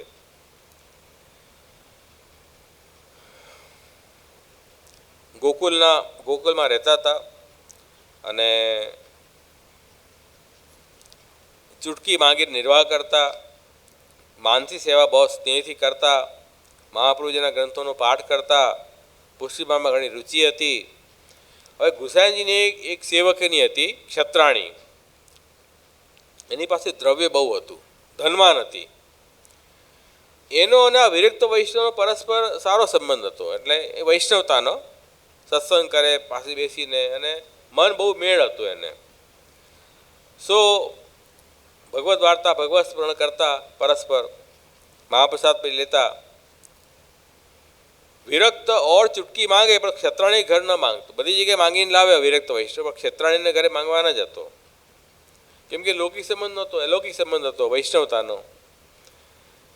પણ વિરક્ત કે મનમાં એક આશા હતી, જો કબુ મોકો કછું દ્રવ્ય કો કામ પડેગો તો અટકી ન રહેગી, દેગી. ક્યારેક મને દ્રવ્યનો સંકોચ થશે તો આ ક્ષત્રાણી વૈષ્ણવ છે ને એ મને મદદ કરશે, એવી મનમાં એને અપેક્ષા હતી. યહ અન્યાસ તે ઠાકુરજીમાં વિરક્ત કો અનુભવતા ન જણાવતે. આ પ્રકારનો અન્યાશ્રય એને હતો. હવે જો આ કેવો અન્યાશ્રય છે, આપણે સપનામાં બી ખ્યાલ ના આવે કે આવો અન્યાશ્રય કહેવાય. ખાલી એટલી અપેક્ષા રહી એની કે આ પણ વૈષ્ણવ, હું પણ વૈષ્ણવ, અને વૈષ્ણવ ભાવથી અલૌકિક ભાવથી સત્સંગ કરી રહ્યા છે. મનમાં એને એવો ભાવ કે આ દ્રવ્ય પાત્ર છે ને મને ક્યારેક મદદરૂપ થશે, આટલો ભાવ ખાલી. એના કારણે એ અન્યાશ્રય ગણ્યો અને ઠાકુરજી એને અનુભવ ન જતાવતા. બોલો, આવા અન્યાશ્રય તો કેટલા કરતા હોઈશું આપણે, વિચાર કરો. આપણને સપનામાં બી ખ્યાલ ન હોય આમાં શું અન્યાશ્રય કર્યો મેં, હું તો કૃષ્ણનો આશ્રય કરું છું. નથી કૃષ્ણનો આશ્રય, એ તો જોવાની વાત ખૂબી છે. તબ શ્રી ગુસાઈજી વિચારે જો વૈષ્ણવ રંચકો અન્યાશ્રય હોય તો ભગવત પ્રાપ્તિ ન હોય. તો ગુસાઈજી વિચાર કર્યો આ તો આને બહુ પ્રતિબંધ રૂપ છે. આ વૈષ્ણવનો સંગ જ પ્રતિબંધ છે. લો, આપણે શું કહીએ કે વૈષ્ણવનો સંગ કરવો, દુસ્સંગ ન કરવો, તો બરાબર છે. વૈષ્ણવનો સંગ પ્રતિબંધ થઈ ગયો આને તો, એવી વાત થઈ. આ તો વધારે ડેન્જરસ થઈ ગયું. તો યાકુ અન્યાશ્રય છોડાવનો. એકવાર જ્યારે વિરક્ત વૈષ્ણવ ગુસાઈજી પાસે આવ્યો ત્યારે શ્રી ગુસાઈજી વૈષ્ણવ સો કહે જો તું ક્ષત્રાણી કો સ્નેહ છોડ દે, એની પાસે એનો સંગ છોડી દે. तो विरक्त वैष्णव ने कहे महाराज वह क्षत्राणी को स्नेह तो मेरे प्राण के संग है, मुझसे छूटे नहीं है. आपके आगे झूठ क्यों बोलूं, मेरे लौकिक संबंध तो कुछ है नहीं. आप तो अंतर्यामी, आप जाना. तो गुसाई जी कहीं बोलिया नहीं. પછી શ્રી ગુસાઈજીએ 15 દિવસ પછી વિરક્ત વૈષ્ણવને કહ્યું કે વૈષ્ણવ મને 5000 રૂપિયા જોઈએ છે, મને આપી દે. 10-20 દિવસમાં પછી અમારી પાસે આવશે ત્યારે તને આપી દઈશું, હમણાં 5000 ઉછીને આપી દે. ત્યારે विरक्त ने कि महाराज रुपया चाहिए तो मैं दे दूँ, अभी लाऊँ. तरत खतराणी पासे गयो અને કીધું કે મને કામ છે તારું, ના ન કહેજે. શું કામ છે કે 5000 રૂપિયા ગુસાઈજી માંગ્યા છે મારી પાસે અને 20 દિવસમાં આપી દેશે, તો હમણાં તું મને આપી દે. તો ક્ષત્રાણીને કહી કે જો રૂપિયા તમે લઈ જાઓ પણ આ રૂપિયા તમારે જ મને આપવા પડશે, હું ગુસાઈજી પાસે પૈસા માંગવા નહીં જાઉં, હું એમની સેવકની છું, તમે જ લાવીને આપજો. તો કે ના ચિંતા નહીં કર, વાંધો નહીં, એ તો થઈ જશે. પૈસા લઈ ગયો. પછી ગુસાઈજી પાસે આવી અને વૈષ્ણવે પૈસા આપ્યા.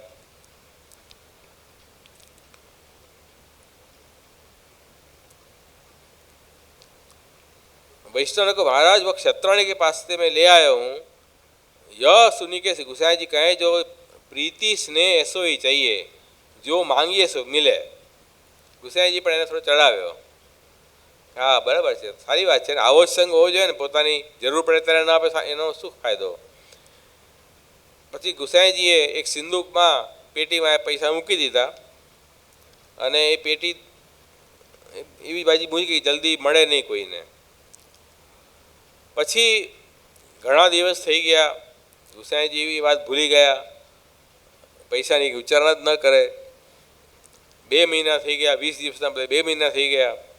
પછી એક ક્ષત્રાણી વિરક્તો કહ્યો, જો મહિના 2 બીત ગયે, હમણાં રૂપિયા મળ્યા નહીં મને. તબ પેલો વિરક્ત વૈષ્ણવ કહે કે જે દિવસથી પૈસા અમે આપ્યા ને ગુસાઈ, તે દિવસથી હવે એ રૂપિયાનું નામ ઉચ્ચારણ લેતા જ નથી. શું કરવું કે ખબર નથી પડતી, હવે હું શું કરું? તો ક્ષત્રાણીએ કીધું કે ભાઈ તમે ગુસાઈજીને પૂછો કે ભાઈ શું થયું એ રૂપિયાનું. હવે સંકોચીને પૂછે નહીં, આવી વાત થઈ જાય. ગુસાઈજી જાણી જોઈને ટ્રેપ કર્યો એને. ત્યારે ક્ષત્રાણીને વૈષ્ણવ શું કહ્યો, જો એમ સંકોચથી કામ નહીં ચાલે, મને તો પૈસાની જરૂર જ છે. तो वैष्णव आए के संकोच से गुसाई से विनती करी, महाराज क्षत्राणी के 5000 रुपया आए सो मैं उधार ले के दियो हूँ. क्षत्राणी मांगत है, ये क्षत्राणी मांगे छे पैसा, लाओ पैसा. तब श्री गुसाई जी कहे, जो वैष्णव हमारे 5000 रुपया अभी कहाँ से आवे, 2-4 प्रदेश करेंगे तब पैसा आएंगे, तब खर्च बचेगा तब देंगे, पैसा बचे तो आपसे हमारा कैसे आपीए तने.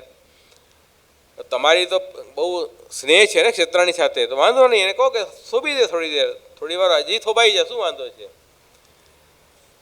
તબ એ વૈષ્ણવને મનમાં થયું કે આ બહુ ખોટું કામ કર્યું કે મેં ક્ષત્રાણીના પૈસા લીધા, હવે મારે આ સાંભળવાનો વારો આવ્યો છે. હવે એને ક્ષત્રાણીને શું જવાબ આપીશ? જે વાત હતી એને કહી આવ્યો, એ ભાઈ ગુસાઈજી આવો જવાબ આપ્યો છે. પછી એને મેં તો પહેલાં જ કીધું હતું કે મને તારી પાસેથી પૈસા જોઈશે, હું ત્યાં માંગવા નહીં જાઉં. હવે કે હવે હું શું કરું? પછી એક ક્ષત્રાણીએ 2 સિક્યુરિટીના માણસ એની પાછળ ગોઠવી દીધા. એટલે એમાં આપ્યું છે કે ક્ષત્રાણી ने 2 मनुष्य बुलाए कि वैष्णव के पीछे कर दिए और कहो जो अभी ते ये मनुष्य तुम्हारे पीछे किए हैं, रुपया न लाओगे तो मथुरा में जाए कि बंदी खाने तुमको दूंगी, तो जेल में बेसाડીશ. હવે એટલે એ બિચારો બહુ અમૂંઝાઈ ગયો, વૈષ્ણવ હવે કરવું શું? એક દિવસ હવે ગુસાઈજી બિરાજી રહ્યા ત્યારે વૈષ્ણવ પહોંચ્યો અને કહ્યું કે ભાઈ આ ક્ષત્રાણી મારી પાછળ પડી ગઈ છે, પૈસા નહીં આપું તો મને જેલમાં નાખશે, આપ કંઈ ઉપાય કરો, બહુ સંકટમાં હું આવી ગયો છું. આપે મને કીધું કે આનું સંગ છોડી દે, તે મેં માન્યું નહીં, અને હવે આ જો મને ફલ મળે છે.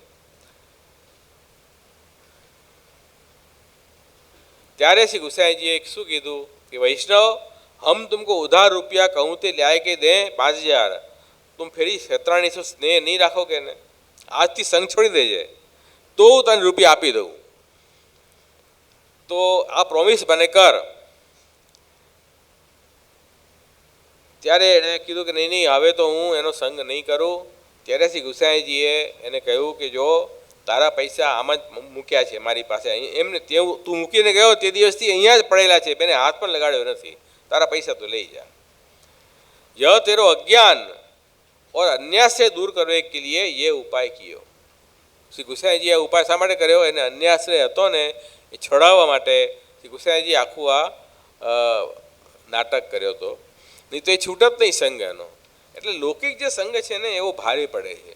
અલૌકિકમાં પણ લૌકિકતા જ્યારે આવે છે ને ત્યારે એ બહુ ખતરનાક થઈ જાય છે. એટલે આપણે અલૌકિક અને લૌકિકને ક્યારેય મિક્સ ન કરવું, ધ્યાન રાખવું હંમેશા.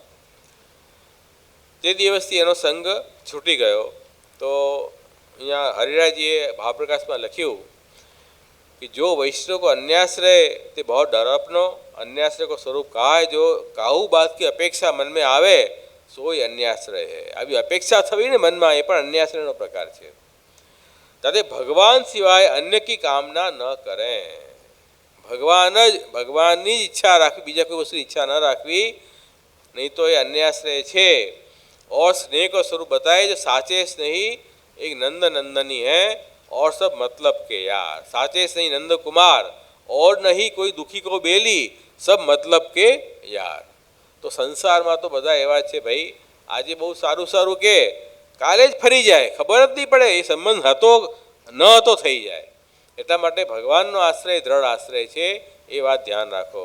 તો આ વિરક્ત વૈષ્ણવની વાર્તામાં શ્રી ગુસાઈજીએ એને એ વાત સમજાવી દીધી કે અન્યાશ્રય તું નહીં કર. તો આ આપણને જીવને બુદ્ધિમાં ક્યારે સંસાર ઘૂસી જાય ને એ ખબર જ નથી પડતી.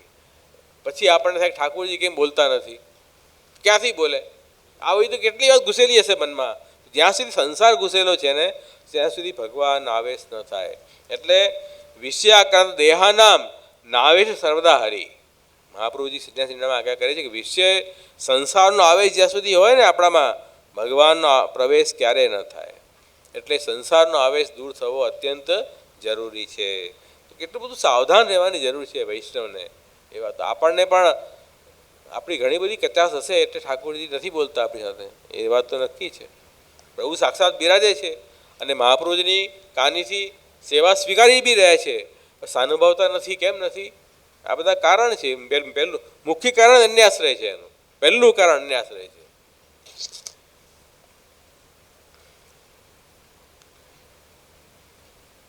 એવી રીતે આ બધા સંભળવાની વાર્તા છે કે એમાં પણ એક પ્રસંગ આવ્યો કે મહાપ્રભુજી આજ્ઞા કરી હતી કે તારા પત્નીને છોકરો થશે, અને એ વાત એણે સમલવાળાએ પોતાના પત્નીને કહી.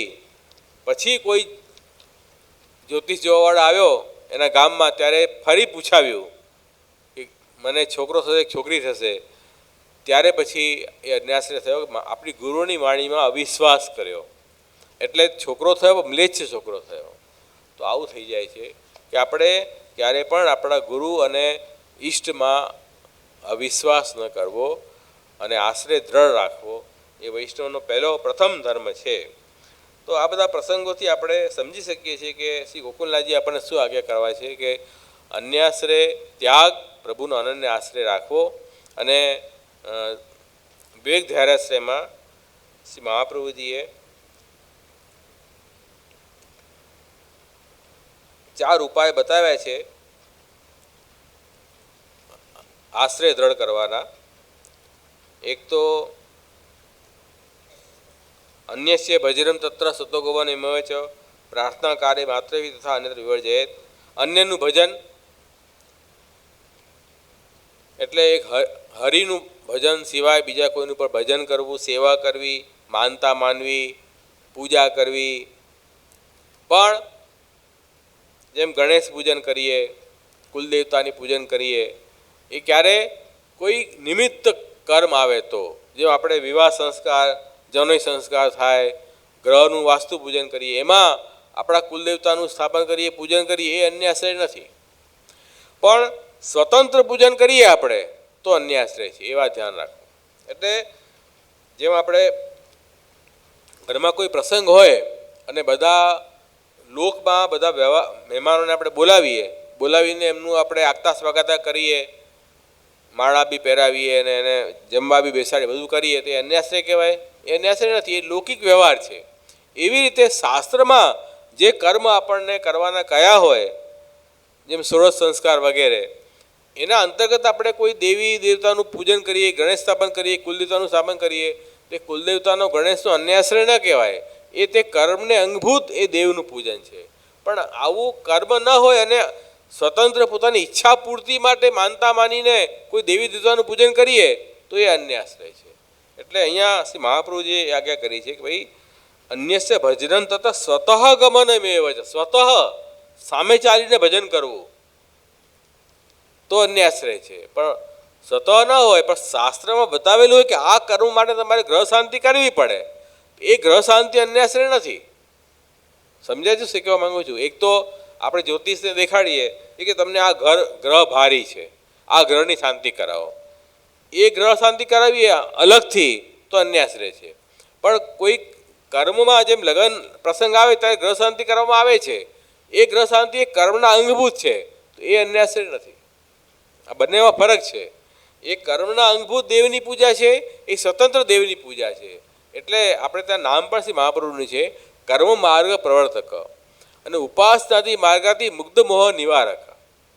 તો કર્મ માર્ગ તો મહાપ્રભુજી કર્મશાસ્ત્રની આજ્ઞા છે કે આપણે કરવા જોઈએ, અને કર્મની પરિપાટીના અંતર્ગત જે દેવની પૂજા છે એમાં કોઈ દોષ નથી. પણ સ્વતંત્ર ઉપાસના આપણે કરીએ કોઈ દેવીની કે ગણેશજીની કે બીજા કોઈની પણ આપણા લૌકિક સુખ દુઃખ માટે, તો પછી એ અન્ય આશ્રય થઈ જાય છે. એટલે આ વાત ધ્યાન રાખવાની છે. અને અન્યાશ્રય થવાનું કારણ શું છે કે અવિશ્વાસ છે. અન્યાશ્રય માણસ કેમ કરે કે પોતાના ઈષ્ટદેવમાં વિશ્વાસ ન હોય એટલે અન્યાશ્રય કરે. તો બીજો ઉપાય છે અવિશ્વાસ ન કર્તવ્ય સર્વથા બાધક. અવિશ્વાસ ક્યારેય બી ન કરવો. બ્રહ્માસ્ત્ર ચાતકો ભાવ્યો પ્રાપ્તમ સેવિત નિર્મમ. એટલે બ્રહ્માસ્ત્ર જેવો અમોઘ શસ્ત્ર હતો, એમાં પણ અવિશ્વાસ થયો તો બ્રહ્માસ્ત્ર પણ કોઈ ફલ ન આપી શક્યું. રામાયણમાં કથા આવે છે કે બ્રહ્માસ્ત્ર છોડ્યું પેલા રાવણના પુત્ર ઇન્દ્રજીતે હનુમાનજી ઉપર, તો બ્રહ્માસ્ત્ર છોડ્યું પણ પછી એને અવિશ્વાસ થયો બ્રહ્માસ્ત્રમાં, તો એને પછી દોરડાથી સાંકળથી બાંધ્યા હનુમાનજીને. તો હનુમાનજીને શું કે આ જે વ્યક્તિએ પોતે બ્રહ્માસ્ત્ર છોડે છે એને જ બ્રહ્માસ્ત્રમાં વિશ્વાસ નથી, મારે કંઈ બંધાવવાની જરૂર નથી. તો બ્રહ્માસ્ત્ર એ પણ પોતાનું શક્તિ એમાંથી કાઢી દીધી. એ બ્રહ્માજીની શક્તિ પણ નીકળી ગઈ. કેમ? અવિશ્વાસના કારણે. કે બ્રહ્માસ્ત્ર જેવું અમોઘ શસ્ત્ર જે ક્યારેય વિફલ ન થાય, એ પણ અવિશ્વાસના કારણે એ શક્તિ એમાંથી જતી રહી. તો એમ ઠાકુરજીમાં અવિશ્વાસ કરશું તો સંબંધ તૂટી જશે. સંબંધ તૂટી જાય, પીઠ કરીને બિરાજી ગયા ઠાકુરજી, એવું થઈ જાય. એટલે અવિશ્વાસ ક્યારેય બી ન કરવું, એ બીજો ઉપાય.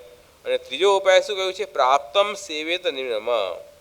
જે વસ્તુ આપણને મળી છે ને એનો આનંદથી સંતોષ થઈને રહેવું, એમાં અસંતોષ ન કરવો. ઠાકુરજી જેવી આપણને આપ્યું છે ને, ઓછું કે નાનું જેવી તમને લાગતું હોય, પ્રભુએ મારા અધિકાર પ્રમાણે મને બરાબર જ આપ્યું છે એમ માનીને એમાં આનંદપૂર્વક રહેવું, તો ક્યારે અવિશ્વાસ નહીં થાય. અવિશ્વાસ ન થાય તો ક્યારે અન્યાશ્રય નહીં થાય. અન્યાશ્રય નહીં થાય તો અનન્ય આશ્રય દ્રઢ થઈ જશે. એટલે શ્રી મહાપ્રભુજી આ ઉપાય બતાવ્યા છે.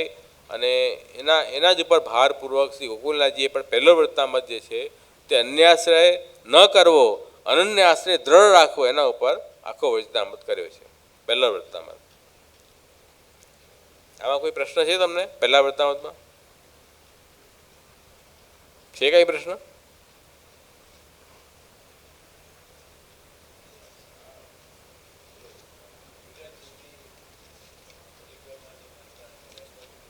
હા,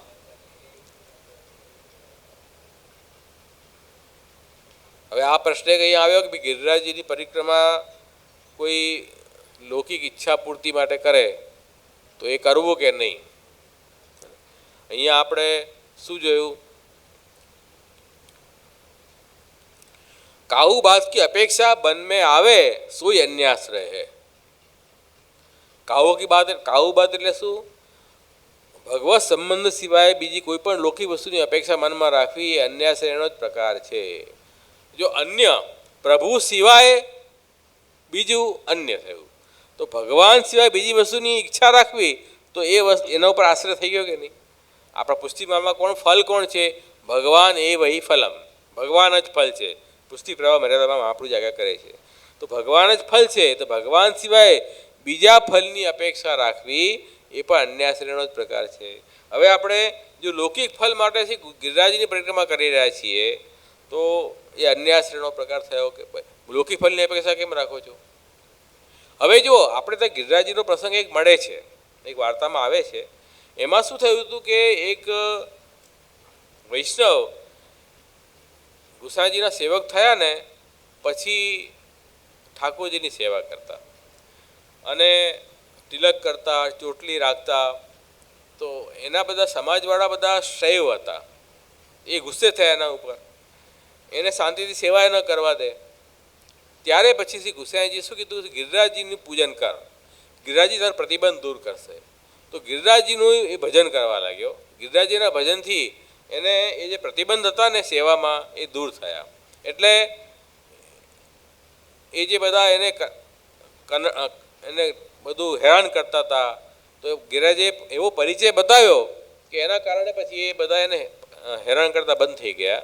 એટલે સાક્ષાત ઠાકોરજીને ગિરિરાજજીને ભોગ ધર્યો તો દેવતાઓ પણ પ્રસાદ લેવા આવ્યા, એવું આવે છે વાર્તામાં. તો પછી તે વખતે એવા દર્શન બી થયા એ લોકોને.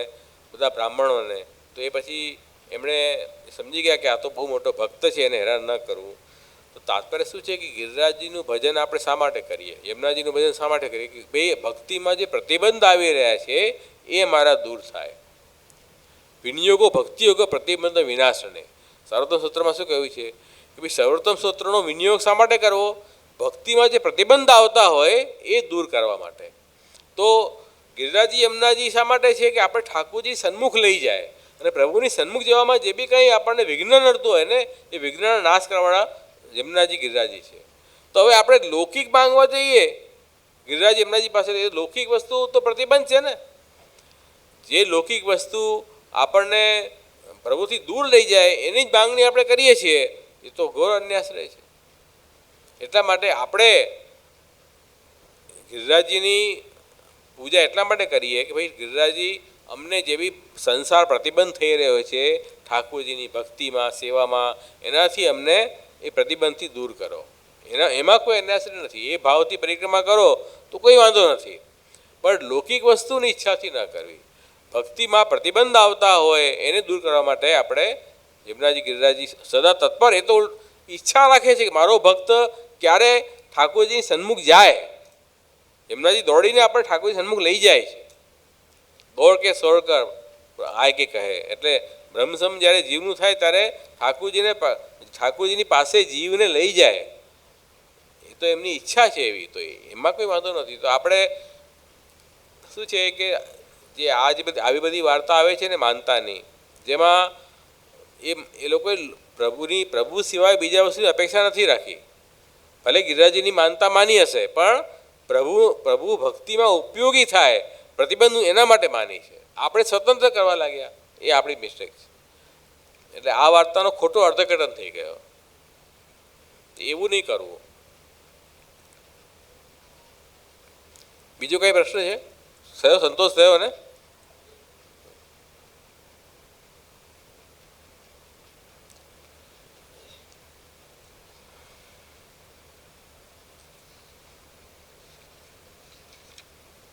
બીજો એક નાનો વચનામૃત છે, બીજો બહુ નાનો છે.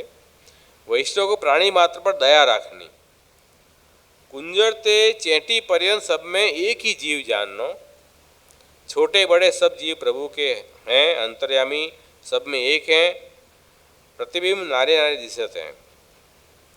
भगवदियों को हिंसा से अत्यंत डरपत रहनो, आपन ते शीत उष्ण सब में विचारत रहनो, काऊ को हृदय कल्पावनो नहीं, मन वचन देते सबको भलो करनो, आपको वचन मन देते न्यारो रहनो. એટલે આ જે વૃત્તાંત છે એમાં મૂળ વાત શું કરી કે દયા સૌથી મોટો ધર્મ બતાવ્યો છે આપણા શાસ્ત્રમાં. જીવ માત્ર પ્રતિ દયા રાખવી જોઈએ, આ મુખ્ય સંદેશ બીજા વૃત્તાંતનો છે. એટલે આમાં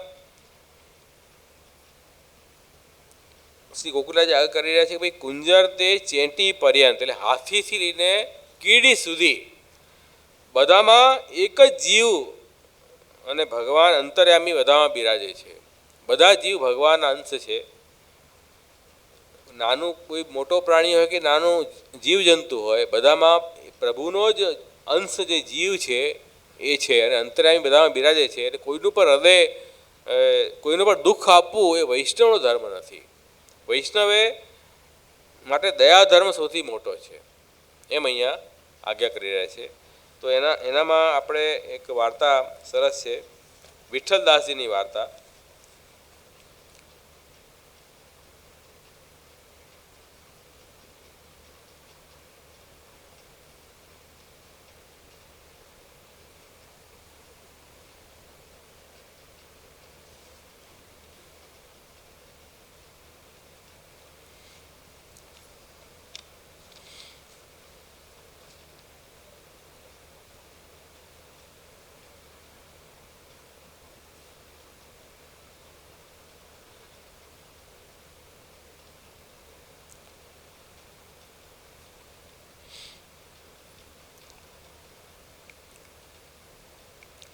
હવે આ વિઠ્ઠલદાસજી મહાપ્રભુજીના સેવક છે, નહીં ગુસાઈજીના, વસુબાન વૈષ્ણવમાં છે, એટલે ગુસાઈજીના સેવક છે.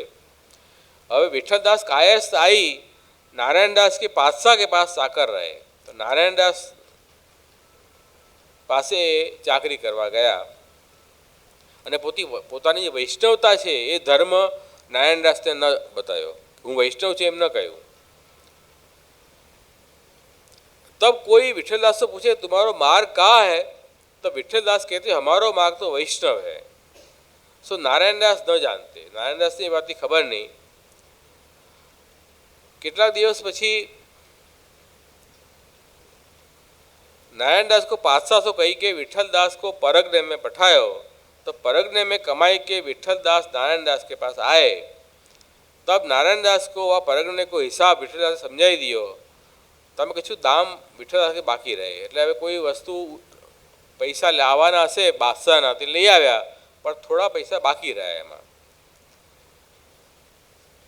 तब नारायणदास से विठ्ठलदास को कही जो तू ये दाम तुम पे सरकार के बाकी रहे सो भर दीजिए, आ तारा बाकीना पैसा है तू भरी दे गवर्नमेंट में। तारे विठ्ठलदासे कीधुं मारी पासे हमणां पैसा नथी, बीजी वार जईश त्यारे हूँ भरी दईश। ત્યારે નારાયણદાસે વિઠ્ઠલદાસ को बंदी खाने दियो। तीसरे दिन विठ्ठलदास को नारायणदास निकाली के 101 कोरड़ा मरवाते। तो नारायणदास जे छे ते विठ्ठलदास ने 101 हंटर थी मार खवड़ावता। मार एटली बधी पड़ी कि आखो देहनो घाव थी भरी गयो। परी भगवत संबंध नारायणदास को विठ्ठलदास न जनाए। नारायणदास पण वैष्णव था, विठ्ठलदास एम कहूँ नहीं कि हूँ वैष्णव छूँ। वैष्णवता दिखाए तो अपनो कारज करे तो धर्म जाए, એટલે વૈષ્ણવતા ન જણાવી। વૈષ્ણવ ધર્મ વેચાવવું ન જોઈએ, એવો ટેકીલા વૈષ્ણવતા એ। પછી વિઠ્ઠલદાસ સાવ બેહોશ દેવા થઈ ગયા, એટલે પછી નારાયણદાસ એને છોડી મૂક્યા। પછી શરીર સારું થયું।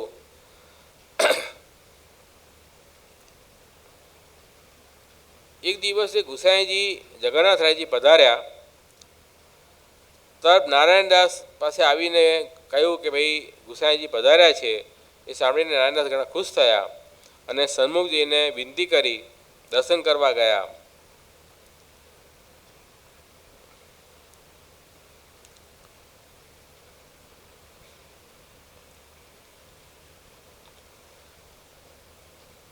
पछी त्या विठ्ठलदास पण आव्या दर्शन करवा।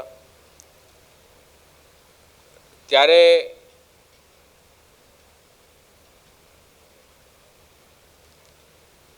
तब नारायणदास विठ्ठलदास को कहे जो ते मुको अब ताई क्यों न जनाई, जो तू गुसाई जी को सेवक है। तब विठ्ठलदास ने नारायणदास को कहो जो नारायणदास मैं तो तेरी चाकरी करने आयो हूँ, तुम्हारे हाथ वैष्णवता बेचन नहीं आयो। जो आ पण एक अन्याश्रयनो प्रकार है। वैष्णव धर्म जे छे ए आवी रीते बताडीने अने पोतानो लाभ लेवो ए पण अन्याश्रयनो एक प्रकार है। एटले आ बधा बहु सूक्ष्म अन्याश्रय है। स्थूल अन्याश्रय होय पण आ तो सूक्ष्म अन्याश्रय है। तो कहे छे के हूँ मारो वैष्णव धर्म नहीं वेचूं। त्यारे नारायणदासे विठ्ठलदासे छोड़ी मूक्या। पछी विठ्ठलदास श्री गुसाईजीना सन्मुख थया। पछी बधा समाचार पूछ्या। गुसाईजीए एना पछी बंने बैठा। पछी नारायणदास पण त्यां आव्या। ए बिचारो फीको पड़ी गयो। एने खबर पड़ी नहीं कि मैं गुसाईजीना सेवकने आटलो कष्ट आप्युं छे। हवे एने खबर पड़ी कि गुसाईजीनो सेवक छे। એટલે बिचारो आव्यो खरो त्यां, एनुं मुख एकदम फीकું पड़ी गयुं।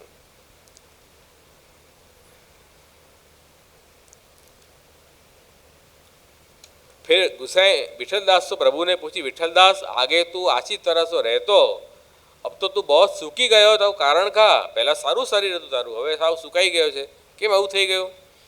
तो विठ्ठलदासे गुसाई से विनती करी महाराज यहाँ बादशाह की चाकरी करता तो सो आने मेरे को बंदी खाने में दियो तो तासो शरीर की व्यवस्था ऐसी भई है।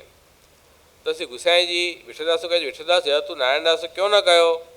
तो विठ्ठलदास से गुसाई से महाराज चाकरी करी बड़ी माला तो कैसे वेची जाए?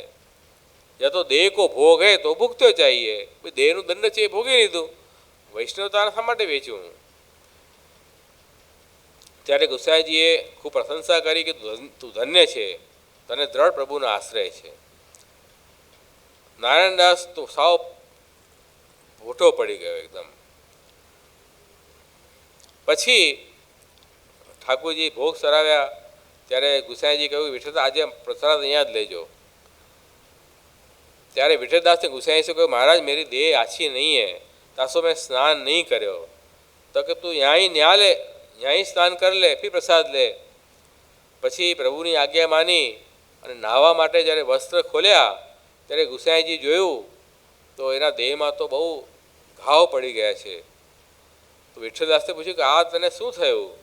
તો વિઠ્ઠલદાસના આંખમાંથી પાણી આવી ગયા અને પછી વિનંતી કરી મહારાજ મને માર પડી છે એટલે આવું થયું છે. તો કે આવું કોણે માર્યું?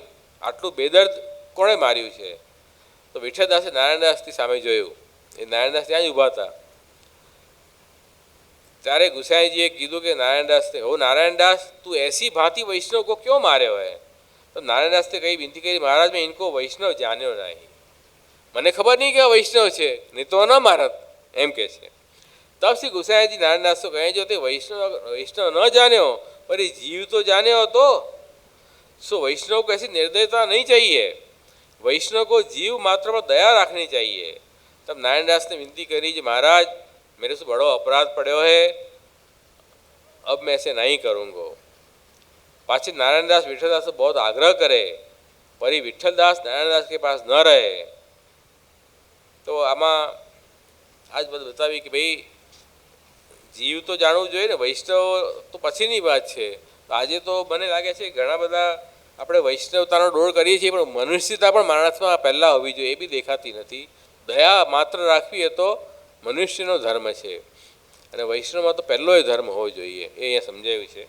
તો આ બહુ એક ગોકુલનાથજીને આ બધા વચનામત કરવા પડ્યા છે તો એ વખતે એવી કંઈ જોયું હશે આપે બી કેવા કેવા વૈષ્ણવ છે. જો આ દાખલો મળ્યો ને તો આપણે કેવી રીતે કોઈનું શોષણ કરવું, આ બધી જે હિંસા છે વાણીથી પણ આપણે કોઈને ટેણા મોડા મારીએ, બીજાનું દુઃખી કરીએ, એ બધું એક પ્રકારનું હિંસાનો જ પ્રકાર છે. મન વાણી અને કાયાથી, આ કાયાથી હિંસા કરી છે, એ વાણીથી બી હિંસા થઈ શકે.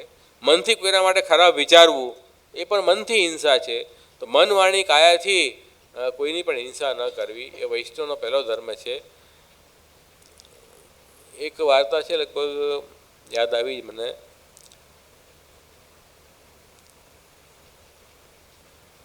ગજન ધાવાની વાર્તા લગભગ બીજા કોઈ ભેગવદીની છે કે એમાં આવે છે કે નવનીત પ્રિયાજી બહુ ખેલતા એમની પાસે રોજ નિત્ય નિયમથી. એકવાર એ કંઈ બહાર કંઈ કામે ગયા તો કોઈ એક માણસ કંઈ હુક્કો પીતો હતો તો એને જોઈને એનું મોઢું બગડી ગયું. એના માટે દુર્ભાવના આવી. પછી જ્યારે ઘરે આવ્યા તો નવનીત પ્રિયાજીએ બોલવાનું બંધ કર્યું. આ શું થયું એને સમજાયું નહીં. પછી એને બહુ વિચાર્યું કે એવી તો આજે આટલી વારમાં એવી કઈ ઘટના બની ગઈ કે ઠાકોરજી બોલવાનું બંધ કર્યું. પછી ખ્યાલ આવ્યો કે આજે તો આ એક ઘટના થઈ છે કે મેં એ માણસ પ્રત્યે મારી દુર્ભાવના પ્રગટ કરી મનમાં, એના કારણે ઠાકોરજી બોલવાનું બંધ કર્યું. તો ભાઈ પ્રાણી માત્ર ભગવાનના જ રૂપ છે એ વસ્તુ કેમ ભૂલી જઈએ છીએ આપણે? આ જીવ જંતુ જળ બધી વસ્તુ ભગવાનના જ રૂપ છે. રૂપ નામ વિભેદ એને જગત કીર્તિ હોય હતો. તો એના માટે કોઈના પ્રત્યે બી ખોટી દુર્ભાવના રાખવી એ પણ આપણું અંતઃકરણ મેલું કરે છે અને એવા અંતઃકરણમાં ઠાકોરજી બિરાજતા નથી. બધું બહુ નાની સૂક્ષ્મ વાતો છે એ આપણી સમજવાની છે. તો હિંસા તો બહુ દૂરની વાત થઈ ગઈ. તો મન વાણી કાયાથી બધા માટે સારો ભાવ રાખવો એ અહીંયા દયા રાખવાની વાત અહીંયા કહી છે. તો એ એક વાત હતી. કુંજરીની વાર્તા પ્રસિદ્ધ છે આપણને. કુંજરીની વાર્તા કે એમાં પાણી વગર એનો પ્રાણ જતો હતો અને ગુસાઈજી પધારી રહ્યા હતા ત્યારે ગુસાઈજીએ પોતાની ઝારીજીનું જલ એ કુંજરીને આપ્યું અને પછી વૈષ્ણવે કીધું કે આ ઝારી છોવાઈ જશે. તો કે છોવાઈ જશે તો બીજી આવશે પણ જીવ તો જશે એ તો બીજી વાર નહીં આવે ને. તો દયા ભાવ તો પહેલાં રાખવી જોઈએ. તો આ રીતે આ વાર્તા પણ આવે છે. ત્રીજો વૃત્તાંત છે કે જેમાં વૈષ્ણવે સદા પ્રસન્ન રહેવું. વૈષ્ણવે સદા પ્રસન્ન રહેવું, એનું નામ વૈષ્ણવ. સદા પ્રસન્ન ચિત્ત રહે. મારી ખ્યાલથી આ બધા જો આપણે ધર્મનું ધારણ કરીએ ને તો કોઈ રોગ આપણને એટેક ન કરી શકે. જીવનમાં 80થી 90% રોગ જે છે ને તે આપણું ખરાબ માનસિકતાના કારણે થાય છે. આ ડૉક્ટરમાં પ્રૂવ થયું છે, આ વસ્તુ એવિડન્સ છે એના, કે જે શારીરિક રોગ પણ જે આવી રહ્યા છે ને આપણને, એ મૂળમાં આપણું મન, દુર્બલ મનના કારણે છે. તો જ્યારે પ્રસન્ન ચિત્તથી રહીએ આપણે તો મનમાં કોઈ ચિંતા ઉદ્વેગ જ નહીં થાય, તો ક્યાંથી આપણે. તો અહીંયા જ કહ્યું છે કે વૈષ્ણવ કો સદા પ્રસન્ન રહેનો, સુખ દુઃખ દોન કો એક બરાબર કરી કે જાનનો. એટલે સુખ અને દુઃખ એ તો બે ફલ છે ને, આપણે જોઈ ગયા પહેલાં, બે ફલ છે સંસારના. તો ફલ તો એની મેં તો ઉગશે જ ને. તો દુઃખ ઉગશે તો સુખે ઉગશે, અને સુખ હશે દુઃખ બી આવશે. એવો સંસારમાં એવો કોઈ સુખ નથી જેની સાથે દુઃખ ન લાગેલો હોય. આપણે એવું શોધતા હોઈએ એવું સુખ મળે કે જેમાં દુઃખ લાગેલો જ ન હોય, એ શક્ય જ નથી. એટલે એ તો એક સિક્કાની બે બાજુ છે, એ તો હંમેશા રહેવાની. એટલે વૈષ્ણવે સુખ દુઃખ બંનેમાં સમાન ભાવ રાખવો. વૃત્રાસુરની કથા ભાગવતમાં આવે છે, એમાં આવે છે કે નરક અને સ્વર્ગ બંનેમાં સમાન ભાવ જોવાવાળા વૈષ્ણવ હોય છે. તો એ અહીંયા કહ્યું છે કે જેમ સુખ આપણને બંધન કરનારું છે, એમ દુઃખ પણ બંધન કરનારું છે.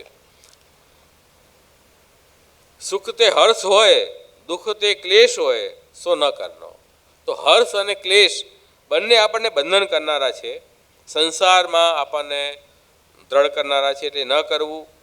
વૈષ્ણવ તે દીન હોય, પ્રીતિ રાખે, અહર્નિ શ્રીજી કો ધ્યાન રાખે. ઠાકોરજીનું સ્મરણ કરવું. જેવી પરિસ્થિતિ પ્રભુએ આપણને આપી છે એમાં આનંદ માણતા શીખો, તો જ આપણે ખરા વૈષ્ણવ છીએ.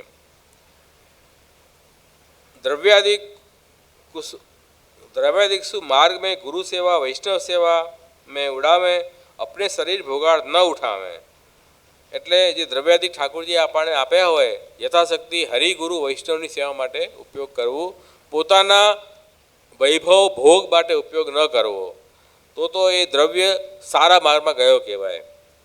અને લૌકિક વૈદિક આવશ્યક હોય તો સંકોચ સહિત પ્રભુ કો દિખાય આજ્ઞા લેકે ઉઠાવવાનો. જે આવશ્યક હોય, આવશ્યક એટલે જે પ્રભુની સેવા ભક્તિમાં ઉપયોગી હોય એટલું લૌકિક વૈદિક કરવું, લૌકિક કાર્ય કરવા, અને એવી ઠાકુરજીની આજ્ઞા લઈને કરવા. પણ જે સેવામાં ઉપયોગી ન હોય એવી વસ્તુ તો છોડી જ દેવી. और वैष्णव के पास मान छोड़ी के जाएं, निशंक हो के भगवत स्मरण करें. जहाँ भगवत वार्ता में संकोच हो तहाँ भगवत धर्म न बढ़े, और संदेह रहे तो संदेह की निवृत्ति हो तहाँ प्रीति बढ़े, और ज्ञान होए काऊ को बुरो न हो. એટલે શું કહી રહ્યા છે કે વૈષ્ણવ પાસે આપણે વૈષ્ણવ ધર્મ, દાસનો ધર્મ રાખીને જવું, અને ભગવત સ્મરણ કરવું, ભગવત વાર્તા કરવી. ભગવત વાર્તા ન થતી હોય અને સંદેહ થતો હોય એ જગ્યાએ ન જવું.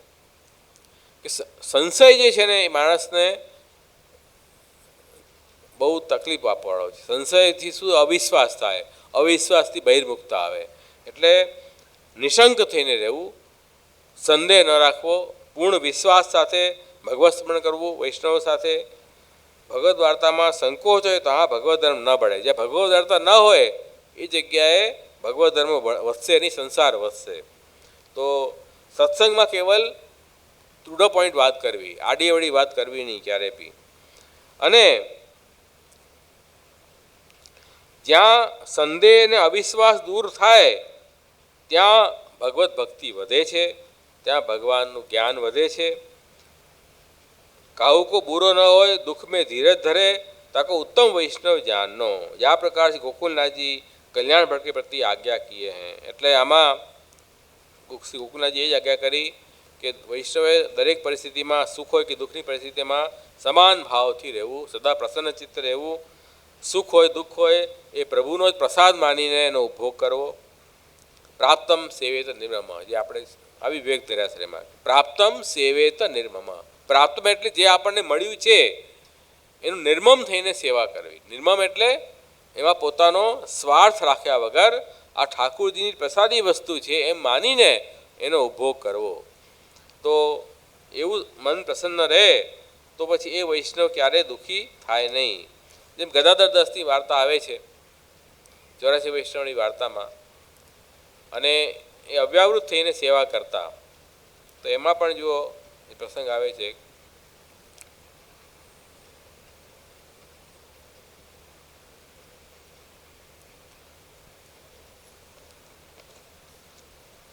सो गदाधर दास को श्री मदन मोहन जी सानुभवता जतावते, जजमान के घर जाते जो चाहिए सो ले आवते. वैष्णव भाई पाછી અવ્યાવૃત રહેતે. વૈષ્ણવ થયા પછી અવ્યાવૃત થઈને રહેતા. અવ્યાવૃત એટલે એવી વ્યાવૃત્તિ નહોતા કરતા જેનાથી સેવામાં પ્રતિબંધ થાય. અવ્યાવૃત્તનો મતલબ શું? કે એવી પ્રવૃત્તિમાં ન જોડાવવું કે જે સેવામાં આપણને પ્રતિબંધ ઊભા કરે. સબ ઠોડ જાનો છોડ દિયો. એક ઠાકુરજીમાં જ ચિત્ત માનસીમાં સેવામાં રાખે. જે શરીરથી અને ધનથી સેવા થાય એ કરતા બહુ સંગ્રહ કરે નહીં. જો આવે તાકી સામગ્રી કરી મदन मोहन जी को भोग धरे, वैष्णव को महाप्रसाद निभावते. या प्रकार त्याग पूर्वक रहते.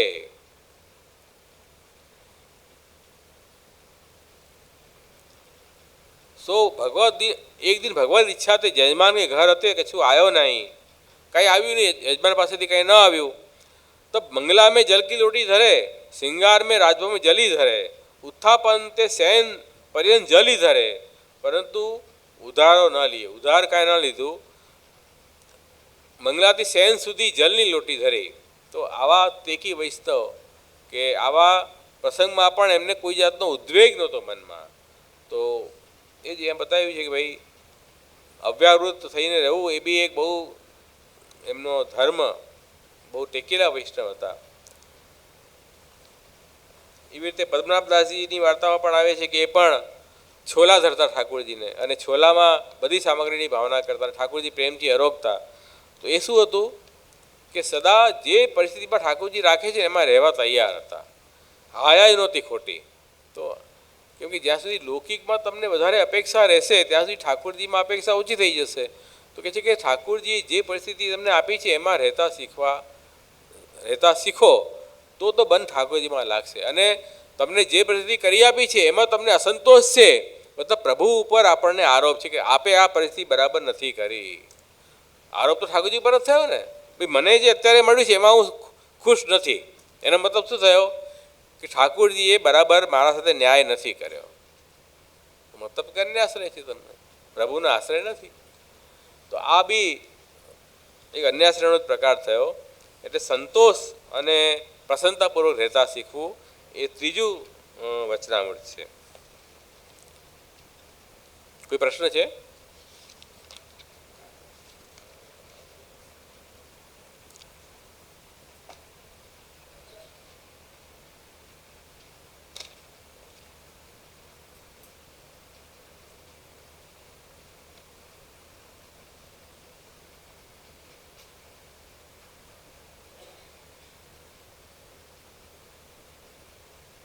અહીંયા એક પ્રશ્ન આવ્યો છે જીવ માત્ર પર દયા કરવી એ બાબતમાં, કે ઘેર ઠાકોરજી બિરાજે છે અને જ્યાં બિરાજે છે તે સ્થાનમાં અચાનક 2 ફૂટ જેટલું મોટું મધમાખીનું ઝુંડ બની ગયું અને જેમાં ઝેરી મધમાખી પણ હતી. કરડે તો હોસ્પિટલ દાખલ થવું પડે. કોઈ ધુમાડો કરીને દૂર કર્યું તેમ કરતાં હજારો માખીઓ મરી ગઈ તો શું કરવું? જીવ માત્ર દયા કેવી રીતે કરવી?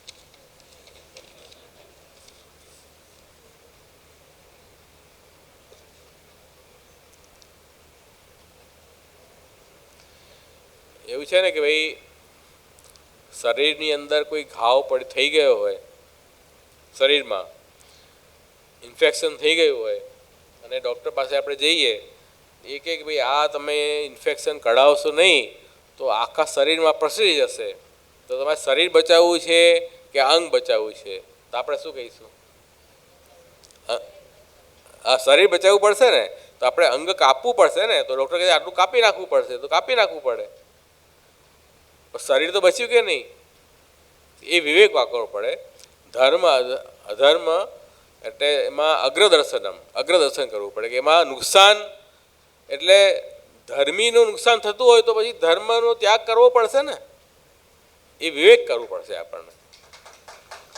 તો એ આપણે વિવેક રાખવો. આપણે કોઈ આપણા સ્વાર્થ માટે નથી કરી રહ્યા, પણ હવે જો એ બદમાખીને બચાવવા જશું એના કારણે ઘરના બધા હોસ્પિટલમાં દાખલ થાય, ઠાકોરજીને પરિશ્રમ પડે, એ તો મોટું દુઃખ છે વધારે. તો પછી આપણે વિવેક કરવું પડે કે ભાઈ આપણે એને મધમાખીની યોનિમાંથી છોડાવી, બીજું એમ માનવું, શું માનવું, બીજું શું કરી શકાય? તો બીજો રસ્તો નથી કાંઈ. હા, પણ જે આપણે કોઈ પ્રાણીને પોતાના ભોગ માટે જેમ નોનવેજ લોકો ખાતા હોય છે એ રીતે ખાઈએ, એ તો જીવ હત્યા છે ચોખ્ખી, એ અલગ વાત છે, આ અલગ વાત છે. તો શું છે કે આપણે કોઈ ડૉક્ટર ઓપરેશન કરતા વખતે કોઈ દર્દી મરી જાય તેને આપણે ખૂન થયું એમ કહીએ?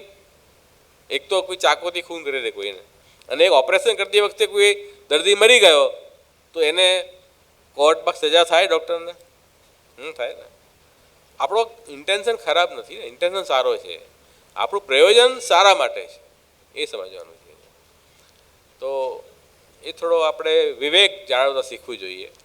ધર્મ અધર્મ અગ્રદર્શનમ, પરિણામનો વિચાર કરીને શું ધર્મ છે શું અધર્મ છે એનો વિચાર વિવેક કરવો, એમ મહાપ્રભુ જ્યાં કરે. ત્યારે ધર્મ સંકટ આવી જાય ને આવી રીતે કે કયો ધર્મ કરવો, એમ આપણે બતાવ્યું છે કે કોઈ ગાયને મારવા માટે કોઈ આવે હત્યારો અને ગાય છુપાઈ ગઈ હોય તો આપણે પૂછે ગાય ક્યાં છે, તો આપણે બતાવી દઈએ કે અહીંયા છે, એ મારી નાખે. તો આપણે શું કહીએ? સત્ય ધર્મ રાખ્યો. સત્ય ધર્મ રાખવો કે દયા રાખવી?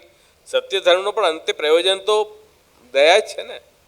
તો એમાં ધર્મ અધર્મ અગ્રદર્શનમ, ભાઈ સત્ય બોલવાથી કોઈની જીવ જતો હોય એવું સત્ય બોલીને શું ફાયદો, એ બી વિચારવાનું છે. એટલે એ બધું વિચાર કરવો પડે, દરેક પરિસ્થિતિનો વિચાર કરીને નિર્ણય લેવો પડે.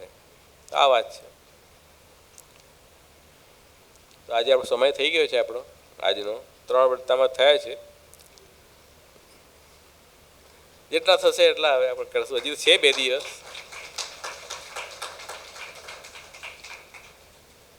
કાલે આ વર્તમાનપતિ પુસ્તક લઈ આવજો, તમને વધારે આનંદ આવશે. સાથે સામે રાખશો તો તમને બી આનંદ આવશે. દ્રઢૈન ચરણ કેરો ભરોસો, દ્રઢૈન ચરણ કેરો, શ્રી વલ્લભ નખ ચંદ્ર છટાબિન, સબ જગ માજ અંધેરો ભરોસો, દ્રઢૈન ચરણ કેરો, साधन और नहीं आकली में, जासु होय निवेरो, सूर का कहे द्विविध आंधरो, बिना मूल को चेरो भरोसो, दृढ़ चरण केरो, दृढ़ चरण केरो भरोसो, दृढ़ चरण केरो. श्री वल्लभादि